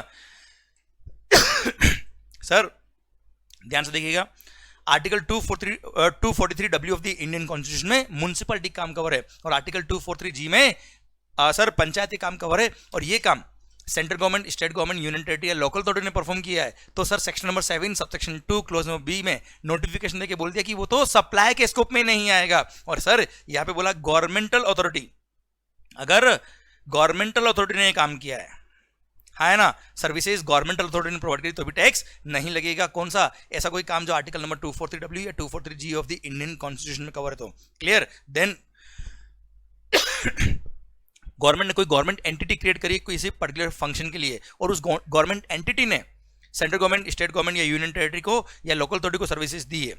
clear? कौन सा काम? ऐसा काम जो गवर्नमेंट ने उसको स्पेसिफाई किया, तो ऐसे केस में जो भी उसने फीस चार्ज की in the form of grant, उसको कंसिडरेशन दिया in the form of grant, तो गवर्नमेंट एंटिटी को जो फीस पे किया in the form of grant उस पर जीएसटी नहीं लगेगा। Then merchant overtime charges, sir customer वालों ने ओवरटाइम काम किया उसके लिए मर्चेंट ओवरटाइम चार्जेस चार्ज कर लिया, उस पर जीएसटी नहीं लगेगा। देन सर गवर्नमेंट कोई पेनल्टी चार्ज कर दिया, tolerating non performance of a contract या लिक्विडेटेड डैमेजेस चार्ज कर लिए, उस पर जीएसटी नहीं लगेगा। देन सर पीएसयूज, ध्यान रखना, पब्लिक सेक्टर अंडरटेकिंग या गवर्नमेंट की जो अंडरटेकिंग होती है उनको अगर सर किसी बैंकिंग कंपनी से या फाइनेंशियल इंस्टीट्यूशन से लोन लेना है और लोन के लिए उसने गवर्नमेंट से गारंटी ली, गवर्नमेंट ने गारंटी फीस चार्ज कर लिया, उस गारंटी फीस पे जीएसटी नहीं लगेगा। देन ये पॉइंट रिपीट किया, right to use natural resources by an individual farmer, government ने दिया, टैक्स नहीं लगेगा। देन ओल्ड एज होम की हम ऑलरेडी बात कर चुके, रिपीट हुए। देखो मैंने जहां जहां गवर्नमेंट से रिलेटेड पॉइंट सारे एक साथ मर्ज किए, ये पॉइंट कहीं और भी आ रहा तो वो इंडस्ट्री स्पेसिफिक वहां भी मर्ज किया, सो दैट सारे पॉइंट आपके लिंक रहे। Then sir services provided by the central government, state government, union territory by way of right. अच्छा ध्यान रखना, ये पॉइंट नंबर 24 और पॉइंट नंबर 25 जो मैं पढ़ा रहा हूं, ये 1 अप्रैल 2016 से पहले की अगर कोई फीस अब आई है तो उस पर टैक्स नहीं रहेगा। कौन सा? Sir right to use any natural resources है, माइनिंग करने का राइट आपको मिला है और उसके लिए आपने वन टाइम जो चार्ज पे करते हैं, वन टाइम रॉयल्टी जो हम पे करते हैं, सर वो वन टाइम रॉयल्टी आपकी पेंडिंग थी कब की? 1 अप्रैल 2016 से पहले की। Right to use natural resource आपको असाइन हो गया 1 अप्रैल 2016 से पहले, और अब जाके उसका आप फीस पे करो, रॉयल्टी पे करो तो टैक्स नहीं लगेगा। क्लियर? अब सर वैसे ही पॉइंट 2016 के पहले का पैसा अगर अब आया है तो टैक्स नहीं है। Same way telecom operators, right to operate as a telecom operator और to use radio frequency spectrum user charges जो इन्होंने पे किए, सर कब के? 1 अप्रैल 2016 से पहले के अब जाके पे किए, तो इट विल रिमेन एग्जम्प्ट। पर इसका मतलब ये नहीं कि अभी करंटली जो चार्ज होते हैं वो भी एग्जम्प्ट हो गया। वो ध्यान रखना, अगर आप माइनिंग राइट्स ले रहे हो गवर्नमेंट से और रॉयल्टी पे कर रहे हो तो उस पर टैक्स लगता है। करंटली बात कर रहा हूं मैं, 2016 से पहले का पैसा आया तो टैक्स नहीं रहेगा। Okay, then ERCC, very important point, sir services provided by the state government to ERCC, excess royalty collection contractor will remain exempt from GST. अब ये होता है क्या, तुम्हें थोड़ा सा समझा देता हूं मैं फटाफट। Sir ERCC, excess royalty collection contractor क्या होता है? फॉर एग्जांपल उदयपुर राजस्थान मान लो, उस एरिया में जितने भी लोग माइनिंग करते हैं वो लोग क्या करते हैं, जितना प्रोडक्शन हुआ उसका एक परसेंटेज गवर्नमेंट को उनको पे करना पड़ता है एज रॉयल्टी। पर सर बहुत सारे लोग रॉयल्टी पूरा नहीं पे करते, कम पे करते, चोरी करते, इसलिए गवर्नमेंट ने क्या किया, मेरे को इस एरिया का कॉन्ट्रैक्ट मेरे को दे दिया, ठेका मेरे को दे दिया, बोल दिया मंगल तू इस एरिया का ERCC, मैंने गवर्नमेंट से कॉन्ट्रैक्ट किया और बोल दिया इस एरिया से मैं साल के आपको, आप बताओ कितना रॉयल्टी चाहिए, बोला 100 करोड़, बोला डन, इस एरिया से 100 करोड़ रॉयल्टी कलेक्ट करके मैं आपको दूंगा। क्लियर? अब 100 करोड़ से एक्स्ट्रा है तो मेरा प्रॉफिट, 100 करोड़ से कम है तो मेरा लॉस। क्लियर? अब सर ध्यान रखना, जो माइन होल्डर्स है उनसे मान लो एक्चुअली जो रॉयल्टी कलेक्ट हुआ वो हुआ 80 करोड़।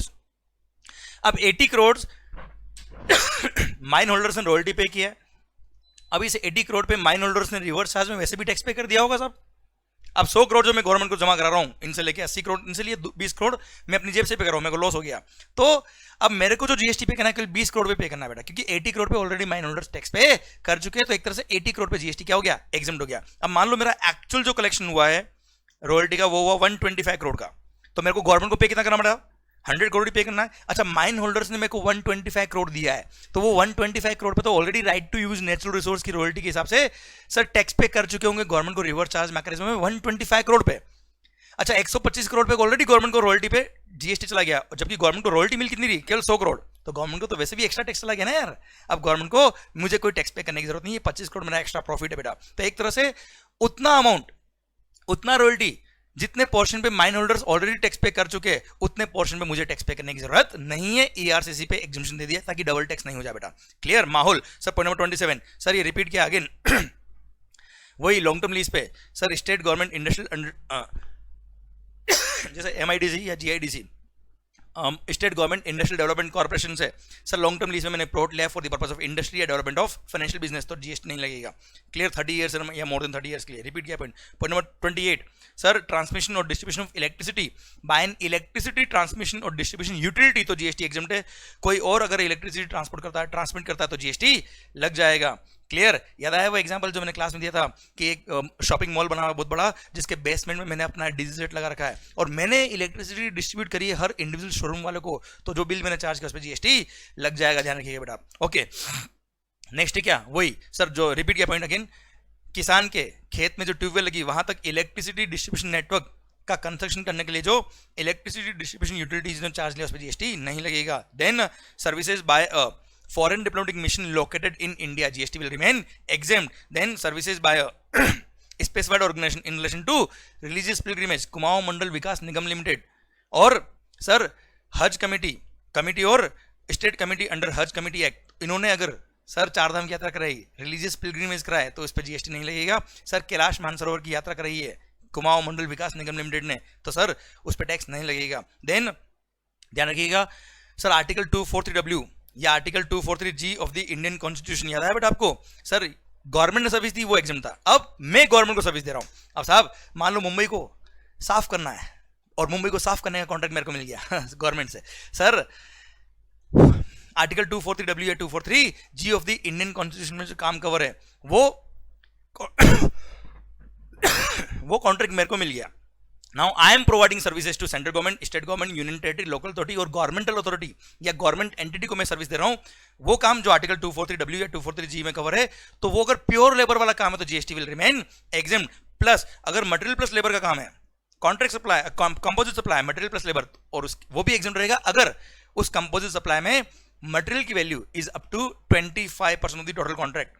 टोटल कॉन्ट्रैक्ट वैल्यू का 25% तक का वैल्यू अगर है उस कंपोजिट सप्लाई में मटेरियल का वैल्यू, मटेरियल पोर्शन, तो it will again remain exempt from GST. Okay, अच्छा इसके लिए एक सर्कुलर था, एम्बुलेंस सर्विसेज जो थी, जो नेशनल हेल्थ मिशन के थ्रू चलती थी। अब प्राइवेट पर्सन अगर एम्बुलेंस सर्विस दे रहा है जिसके अंदर वो मटेरियल प्लस लेबर मतलब इंजेक्शन वगैरह सब कुछ वो प्रोवाइड करता साथ में, तो इट्स अ कंपोजिट सप्लाई जिसमें value of material is not more than 25%, so it will also remain exempt. Anyways ambulance service तो कोई भी दे किसी को भी दे exempted. Point number 34 sir services of leasing of assets, rolling stock assets including wagons, coaches, locos by Indian Railways Finance Corporation to Indian Railways will remain exempt from GST। पर हाँ sir May 22 and उसके बाद अगर किसी के exam से, तो ध्यान रखना ये वाला पॉइंट डिलीट हो चुका है, ओमिट हो चुका है, मतलब सर मई 22 या उसके बाद अगर आपके एग्जाम से, तो ध्यान रखना leasing of assets by Indian railways finance corporation to Indian railway will be taxable. Okay, पर जिनके भी दिसंबर 21 में एग्जाम से ध्यान रखना उनके लिए तो अभी भी एग्जामेशन मिलेगा बेटा, ये वाला उनके लिए एग्जामेशन मिलेगा, मतलब वो पॉइंट एग्जाम वाला याद रखना आपको।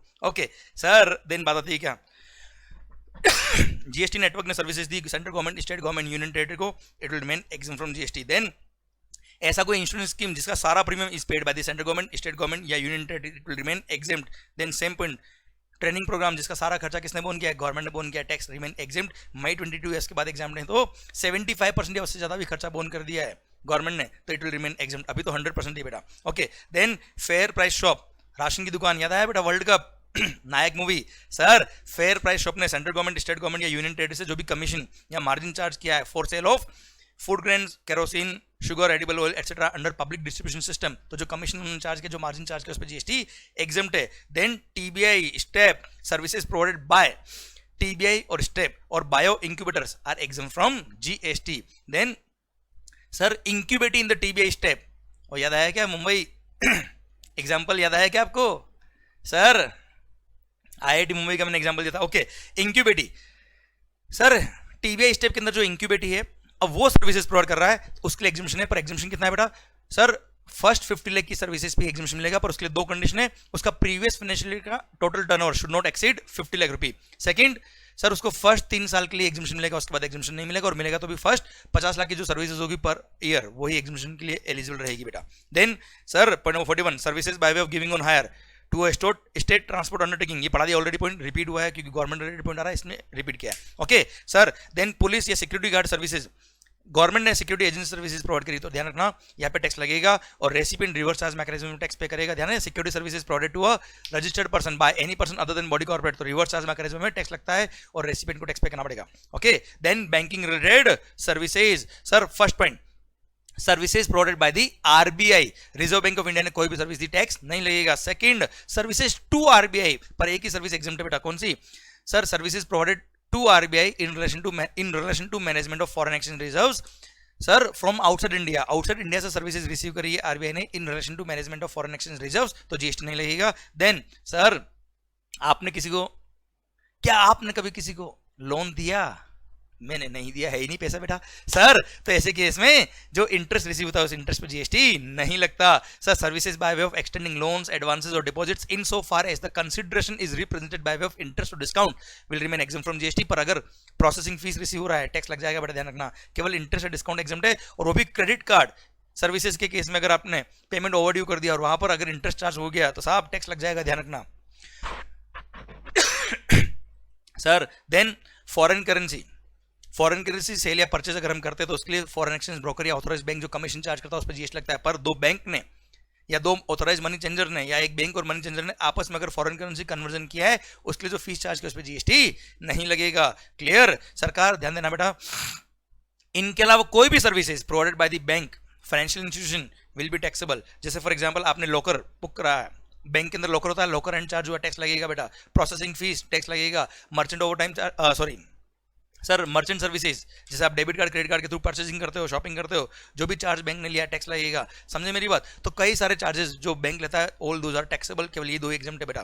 पर ध्यान रखना, अगर मान लो आपने कोई लोन लिया हुआ है, रिपीट, और लोन को पे करने में लोन की इंस्टॉलमेंट पे आपने टाइम पे नहीं करी, उसके लिए कोई सर गवर्नमेंट ने पेनल इंटरेस्ट चार्ज किया है। कोई भी वायलेशन किया आपने, बैंक ने अगर पेनल इंटरेस्ट चार्ज कर लिया है, अगर लोन के लिए पेनल इंटरेस्ट चार्ज हुआ तो पेनल इंटरेस्ट को भी इंटरेस्ट तो नहीं मानते और इंटरेस्ट पे टैक्स नहीं लगता है। पर अगर मान लो आपने किसी शॉप से, किसी शोरूम से कोई गुड्स परचेज किया था और वो फाइनेंस से परचेज किया और उसी दुकान वाले ने आपको फाइनेंस किया है, किसी फाइनेंस कंपनी ने नहीं किया बेटा, तो ऐसे केस में आपने अगर उसका ईएमआई लेट पे किया है और उसके लिए उसने कोई इंटरेस्ट चार्ज कर लिया, तो ऐसे केस में that interest will form part of value of supply. Clear? और उस पर भी जीएसटी लग जाएगा, क्योंकि अगर supplier over and about the price कुछ इंटरेस्ट या लेट पेमेंट चार्ज करता तो आपको पता है कि it is always a part of value of supply. Okay sir, then basic saving bank deposit account under Pradhan Mantri Jan Dhan योजना में जो अकाउंट खुले उसमें बैंकिंग कंपनी ने कोई भी फीस चार्ज की टैक्स नहीं लगेगा। Then sir merchant banking services जो अभी हमने बात करी,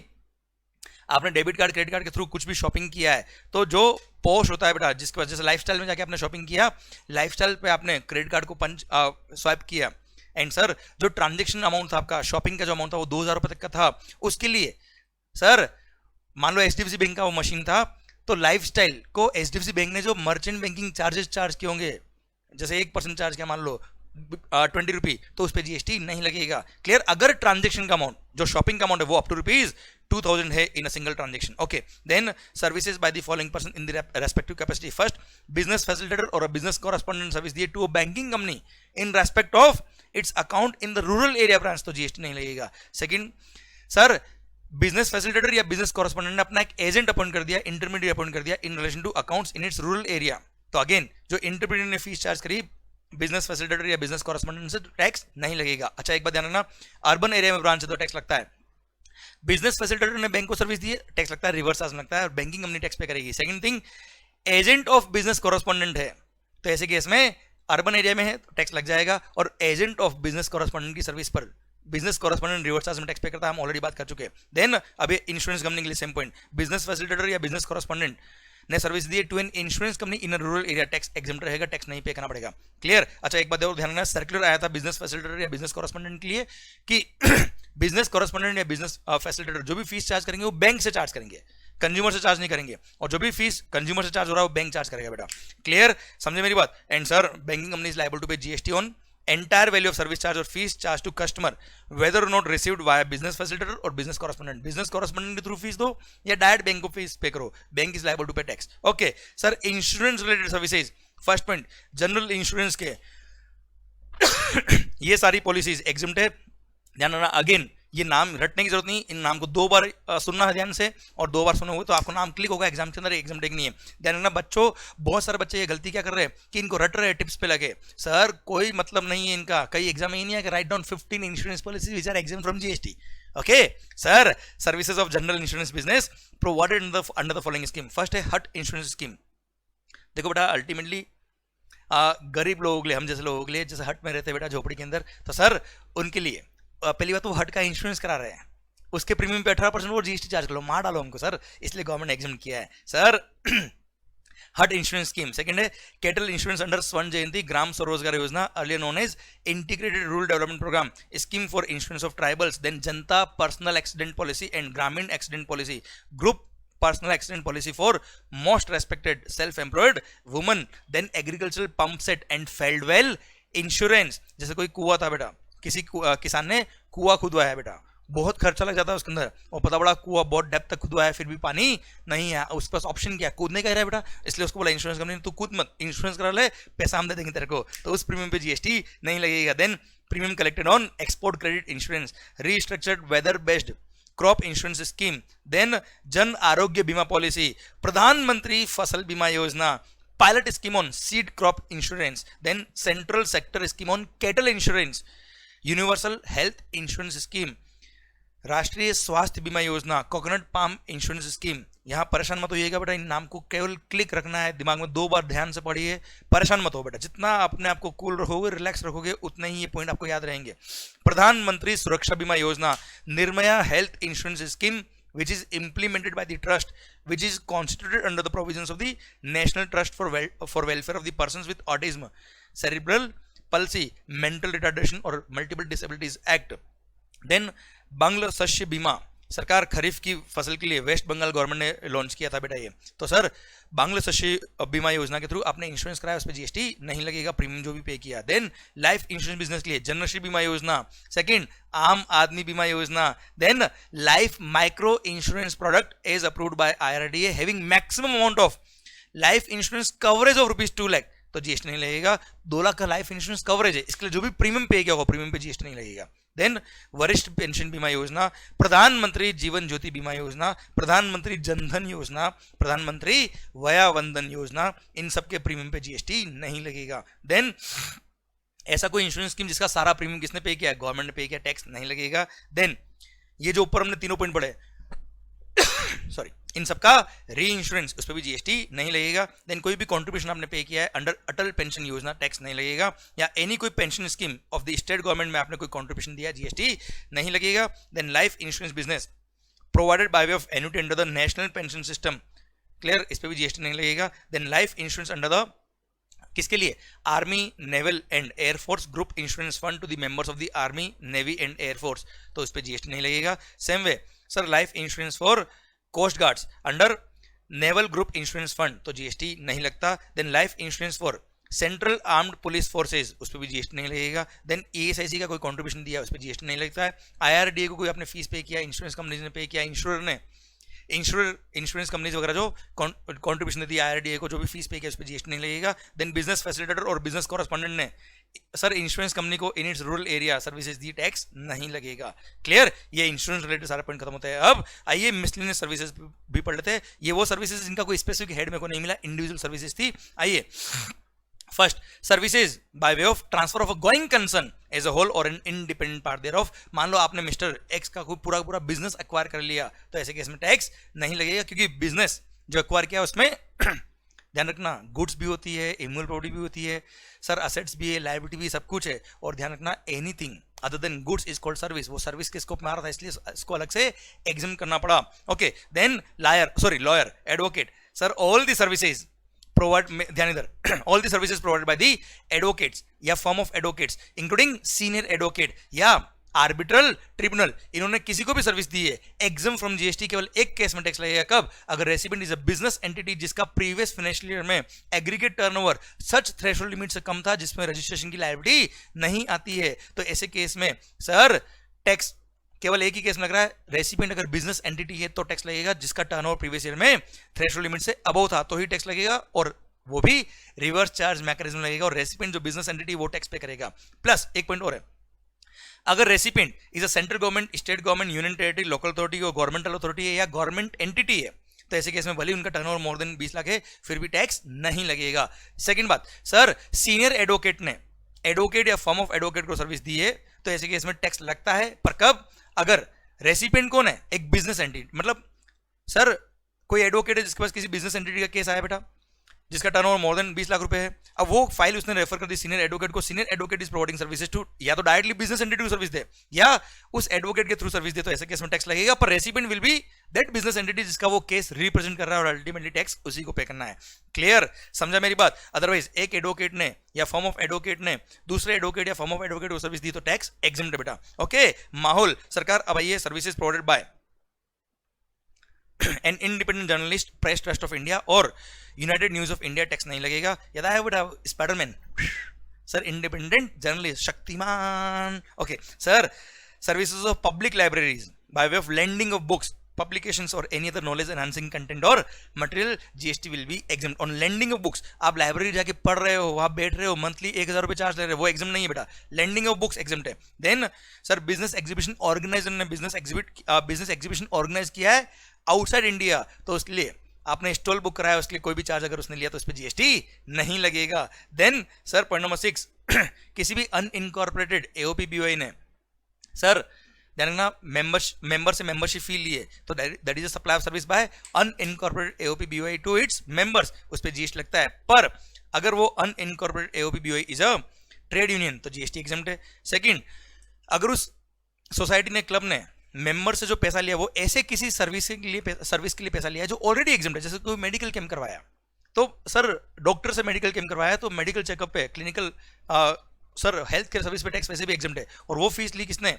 क्लब ने मेंबर से, तो वो भी it will also remain exempt. और थर्ड, अगर कोई रेजिडेंशियल सोसाइटी बेटा, सर गोकुलधाम हाउसिंग सोसाइटी, उसमें पर मंथ पर मेंबर अगर membership fee is up to ₹7500 तो it will sorry it will be exempt from GST. अच्छा देना ना, 7500 पर मंथ पर मेंबर, मेरे 2 फ्लैट है तो मैं 2 मेंबर माना जाऊंगा बेटा, तो पर मेंबर देखना है 7500 कितना है। क्लियर? सेकंड थिंग, अगर मेरा जो मेंबरशिप फी है वो मोर देन ₹7500 है तो सर पूरे पे टैक्स लगेगा, केवल डिफरेंस पे नहीं। जैसे 9000 रुपए मेंबरशिप फी है तो पूरे 9000 पे टैक्स लग जाएगा बेटा। सेकंड बात, अगर सोसाइटी का पूरा एग्रीगेट टर्नओवर साल का ही 20 लाख या उससे कम है तो इसको रजिस्ट्रेशन की जरूरत नहीं है, रजिस्ट्रेशन नहीं करा तो टैक्स वैसे भी नहीं लगेगा। पर 20 लाख से ऊपर है तो सर ऐसे केस में सर अब देखना, पर month per member membership fee कितना है? 7500 या उससे कम है तो टैक्स एग्जम्प्ट है, 7500 से अबव है तो टैक्स लग जाएगा। क्लियर? रजिस्ट्रेशन करवाना पड़ जाएगा। अच्छा इसने रजिस्ट्रेशन कराया, टैक्स पे किया, तो इनवर्ट सप्लाई पे जो भी टैक्स पे किया उसका आईटीसी मिल जाएगा। ये सब इस सर्कुलर ने क्लेरिफाई किया था बेटा। ओके सरकार, फिर point number 7, same way unincorporated body और एसोसिएशन अगर कोई है, किसके लिए? फॉर वेलफेयर ऑफ इंडस्ट्रियल और एग्रीकल्चरल लेबर और फार्मर। सर अरे हमारी मांगे पूरी करो, तो उसके लिए लेबर या एग्रीकल्चरलिस्ट के लिए कोई क्लब बनाया हुआ है, कोई सोसाइटी बनाई हुई है, कोई सर एसोसिएशन बना हुआ है, उसने जो आपस में फीस चार्ज की, उस पर जीएसटी नहीं है। सेम वे इसके अलावा कोई भी क्लब, पूरे हिंदुस्तान में कोई भी क्लब हो गया, कोई भी एसोसिएशन हो गया, उसका अगर पर मंथ पर एनम पर मेंबर अगर मेंबरशिप फी अप टू ₹1000 तो GST will exempt. Society case में, रेजिडेंशियल सोसाइटी केस में, अरे आरडब्ल्यूए रेसिडेंट वेलफेयर एसोसिएशन के केस में 7500 पर मेंबर पर मंथ था, यहाँ पे 1000 रुपए पर एनम पर मेंबर है बेटा। ओके अब service supplier non taxable territory में, आप टैक्सेबल टेरिटरी में हो तो ऐसे केस में सर टैक्स लगता है। ध्यान रखना sir, section number 7 subsection 1 clause b में पढ़ा था, import of services by a person for a consideration whether or not in the course or furtherance business, वो सप्लाई के स्कोप में आता है और टैक्स लगता है, और वहां पे रिवर्स चार्ज में रेसिपिएंट टैक्स पे करेगा। इसलिए गवर्नमेंट ने यहाँ पे एग्जम्पशन दे दिया कि अगर central government, state government, union territory, local authority या गवर्नमेंटल अथॉरिटी या किसी इंडिविजुअल ने कोई भी सर्विसेज इंपोर्ट करी है for any purpose other than for business purpose, clear, other than for commerce, industry और एनी अदर बिजनेस और प्रोफेशन, तो जीएसटी विल एग्जेम्प्ट। पर इसका एक एक्सेप्शन है, ओआईडीआर सर्विस, जैसे आपने netflix.com के वीडियो सब्सक्राइब किए, पर्सनल पर्पस के लिए इंपोर्ट किया services, it will be taxable. और ऐसे केस में OIDAR service suppliers out of India वही टैक्स पे करता है, आपको पता है बेटा, सेक्शन 14 ऑफ द आईजीएसटी में पढ़ा हमने। ओके फिर सेम वे सर्विसेज इंपोर्ट करी किसने? किसी चैरिटेबल इंस्टीट्यूशन ने जो सेक्शन नंबर 12 है रजिस्टर्ड है फॉर प्रोवाइडिंग चैरिटेबल एक्टिविटीज। अरे रूरल एरिया के अंदर 65 ईयर्स के अबव वाले बुजुर्ग लोगों का स्किल डेवलपमेंट करने के लिए आपने आउट ऑफ इंडिया से किसी की सर्विस ली तो उस पर टैक्स नहीं लगेगा। Then sir non taxable territory वाले से, नॉन टैक्सेबल टेरिटरी वाले ने सर्विसेज ली तो टैक्स नहीं लगेगा। पर एक एक्सेप्शन है इसका, क्या सर? Shipping company transport of goods by vessel from out of India from non taxable territory to India, हाँ है ना बेटा, जिसमें सर्विस सप्लायर भी आउट ऑफ इंडिया का है और सर्विस रेसिपिएंट भी आउट ऑफ इंडिया का है, तो वहां टैक्स लगेगा और वहां पर इंपोर्टर ऑफ द गुड्स जो होगा वो टैक्स पे करेगा अंडर रिवर्स चार्ज मैकेनिज्म, ये वाला पॉइंट था। ओके, देन सर्विसेज जो नेपाल भूटान में प्लेस ऑफ सप्लाई होता है सर, जहां पे आईएनआर में पैसा आता है, वैसे भी वो एक्सपोर्ट में कवर हो जाएगा बेटा, क्योंकि अगर फेमा में आरबीआई ने अलाउ कर दिया कि फॉरेन करेंसी की जगह आईएनआर आएगा तो भी एक्सपोर्ट मानेंगे, तो इसलिए वो एक्सपोर्ट में वैसे भी कवर हो गया, इसलिए इस पॉइंट को यहां से डिलीट कर दिया बेटा वैसे भी। Okay, then services by an intermediary of financial services located in multi services SEZ with IFSC status। भाई अभी आपने देखा होगा गिफ्ट सिटी, अरे गुजरात है ना भाई, गांधीनगर, वहां पे जो इंटरमीडिएट लोकेटेड है वो फाइनेंशियल सर्विसेज प्रोवाइड कर रहा है to his client who are located in outside India, जो फॉरेन करेंसी सर्विसेज दे रहा है वो इंटरमीडिएटरी है। और आपको पता है इंटरमीडिएट सर्विस अगर आप प्रोवाइड करें तो इंटरमीडिएट का लोकेशन ही प्लेस ऑफ सप्लाई होता है section number 13 subsection 8 clause number b के हिसाब से, इसलिए यहां पे उस पॉइंट को अलग से लिख के बोल दिया क्या, it will remain exempt. Then sir आपको पता है अगर एक्सपोर्ट ऑफ सर्विस आप कर रहे हो तो जो रेसिपिएंट है वो आपका ही अगर डिस्टिंक्ट एस्टेब्लिशमेंट है तो उसको एक्सपोर्ट में कवर नहीं करते हैं, इसलिए गवर्नमेंट ने बोल दिया कि कोई बात नहीं, अगर सर्विस सप्लायर इंडिया का है और रेसिपिएंट आउट ऑफ इंडिया का है और दोनों सेम पर्सन के डिस्टिंक्ट एस्टेब्लिशमेंट है तो सर उसको एक्सपोर्ट में नहीं मानेंगे, पर एटलीस्ट उन पर टैक्स तो मत लगाओ कम से कम, क्योंकि इंटरस्टेट सप्लाई के केस में आईजीएसटी लग जाता है, तो अननेसेसरी बेचारे आपस में ट्रांजेक्शन कर रहे और आईजीएसटी लगा दे, कहां का इंसाफ, इसलिए गवर्नमेंट ने बोल दिया इट विल रिमेन एग्जेम्प्ट, कोई बात नहीं सर उस पर एक्सपोर्ट के बेनिफिट मत दो पर कम से कम टैक्स तो मत लगाओ। Then import of services by United Nations or specified international organization for their official use of the United Nations or the specified international organization, it will remain exempt import of services। clear, domestic markets अगर इन्होंने services लिए तो जो भी tax पे किया होता है इनका रिफंड मिल जाता है, अब इंपोर्ट ऑफ सर्विस अगर इन्होंने किया तो रिवर्स में टैक्स पे करो फिर रिफंड लो रजिस्ट्रेशन कराओ जीएसटी में, क्या फायदा, इसलिए जीएसटी डायरेक्ट एग्जेम्प्ट कर दिया। Same way import of services by foreign diplomatic mission, यही लॉजिक से import of services by foreign diplomatic mission और काउंसलर पोस्ट इन इंडिया और डिप्लोमेटिक एजेंट और career consular offices posted in India, it will remain exempt. पर ध्यान रखना ये services जो इन्होंने रिसीव करी है फॉरेन डिप्लोमेटिक मिशन वगैरह ने, भले इनके फैमिली मेंबर्स के यूज के लिए लिया, पर्सनल यूज के लिए लिया, ऑफिशियल यूज के लिए लिया, it will remain exempt. Clear, ध्यान रखना, बस इनको एक सर्टिफिकेट प्रोड्यूस करना पड़ेगा, certificate issued by the protocol division. Clear, और अगर इनका एग्जेम्पशन विड्रॉ, इनका जो लाइसेंस है वो विड्रॉ हो गया, अगर इनका सर प्रोटोकॉल डिवीजन ने विड्रॉ कर दिया इनको कि साहब आप अब से आपकी सर्विसेज एग्जाम नहीं, तो इनको क्या करना पड़ेगा, डिक्लेरेशन देना पड़ेगा डिपार्टमेंट, क्योंकि आज से हम टैक्सेबल हो गए सब। क्लियर, उसके बाद सारा एग्जामिनेशन का विड्रॉ हो जाएगा। Then point number 14 sir services, अब मान लो कोई गुड्स थी जो जापान से चाइना भिजवाई और आप बीच में एजेंट थे बेटा, एक्सपोर्टर कहाँ का, जापान का, इंपोर्टर कहाँ का, चाइना का, आप बीच में एजेंट इंटरमीडिएट इंडिया के, तो sir it will remain exempt जो भी कमीशन आपने चार्ज किया, क्योंकि इंटरमीडिएट के केस में प्लेस ऑफ सप्लाई उसका लोकेशन नहीं होता, टैक्स लग रहा था इसमें। Services provided by an intermediate when location of both supplier and recipient of goods is outside the taxable territory, तो इट विल रिमेन एग्जेम्प्ट। बस ये फॉलोइंग डॉक्यूमेंट उसको मेंटेन करना पड़ेगा for a minimum of 5 years। क्या copy of bill of lading, copy of executed contract between suppliers and recipients, then copy of commission debit note, then copy of certificate of origin and then declaration letter from intermediate on his letterhead कि sir commission debit note raised relates to contract when both supplier and recipient दोनों कहा के outside India के बेटा।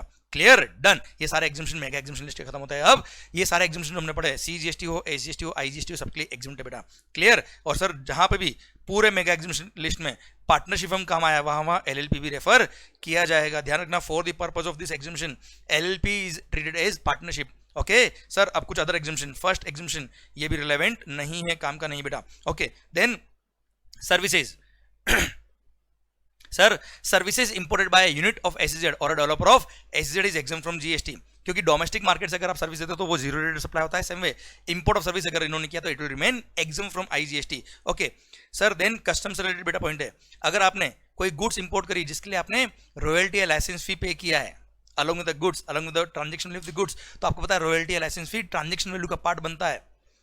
Any royalty या licence fee which is paid as a condition of goods being imported in India, तो ऐसे case में वो रॉयल्टी या licence fee sir value of goods का पार्ट बनता है for the purpose of custom, उस पर कस्टम लगता है और कस्टम के साथ में आईजीएसटी एनीवेज लग रहा है बेटा, तो उतने पोर्शन पे अलग से सप्लाई ऑफ सर्विस मानते हुए उस पर आईजीएसटी डबल बार चार्ज मत करना, उस पर जीएसटी अलग से जो जीएसटी एक्ट में चार्ज होना था वो एग्जेम्प्ट हो जाएगा बेटा, क्योंकि उस पर एनीवेज कस्टम के साथ में आईजीएसटी लगने वाला है। सर देन मान लो मैं एक ट्रेडर हूं बेटा और मैं गुड्स क्या करता हूं आपसे परचेज करके डायरेक्ट एक्सपोर्ट करता हूं, तो ऐसे केस में मेरे को बोल दिया कि I can procure the goods on payment of just 0.1% as tax. अच्छा, अगर इंटरस्टेट परचेज है तो 0.1% IGST, इंट्रास्टेट परचेज है तो 0.05%, 0.05% CGST और AGST पे करूंगा केवल।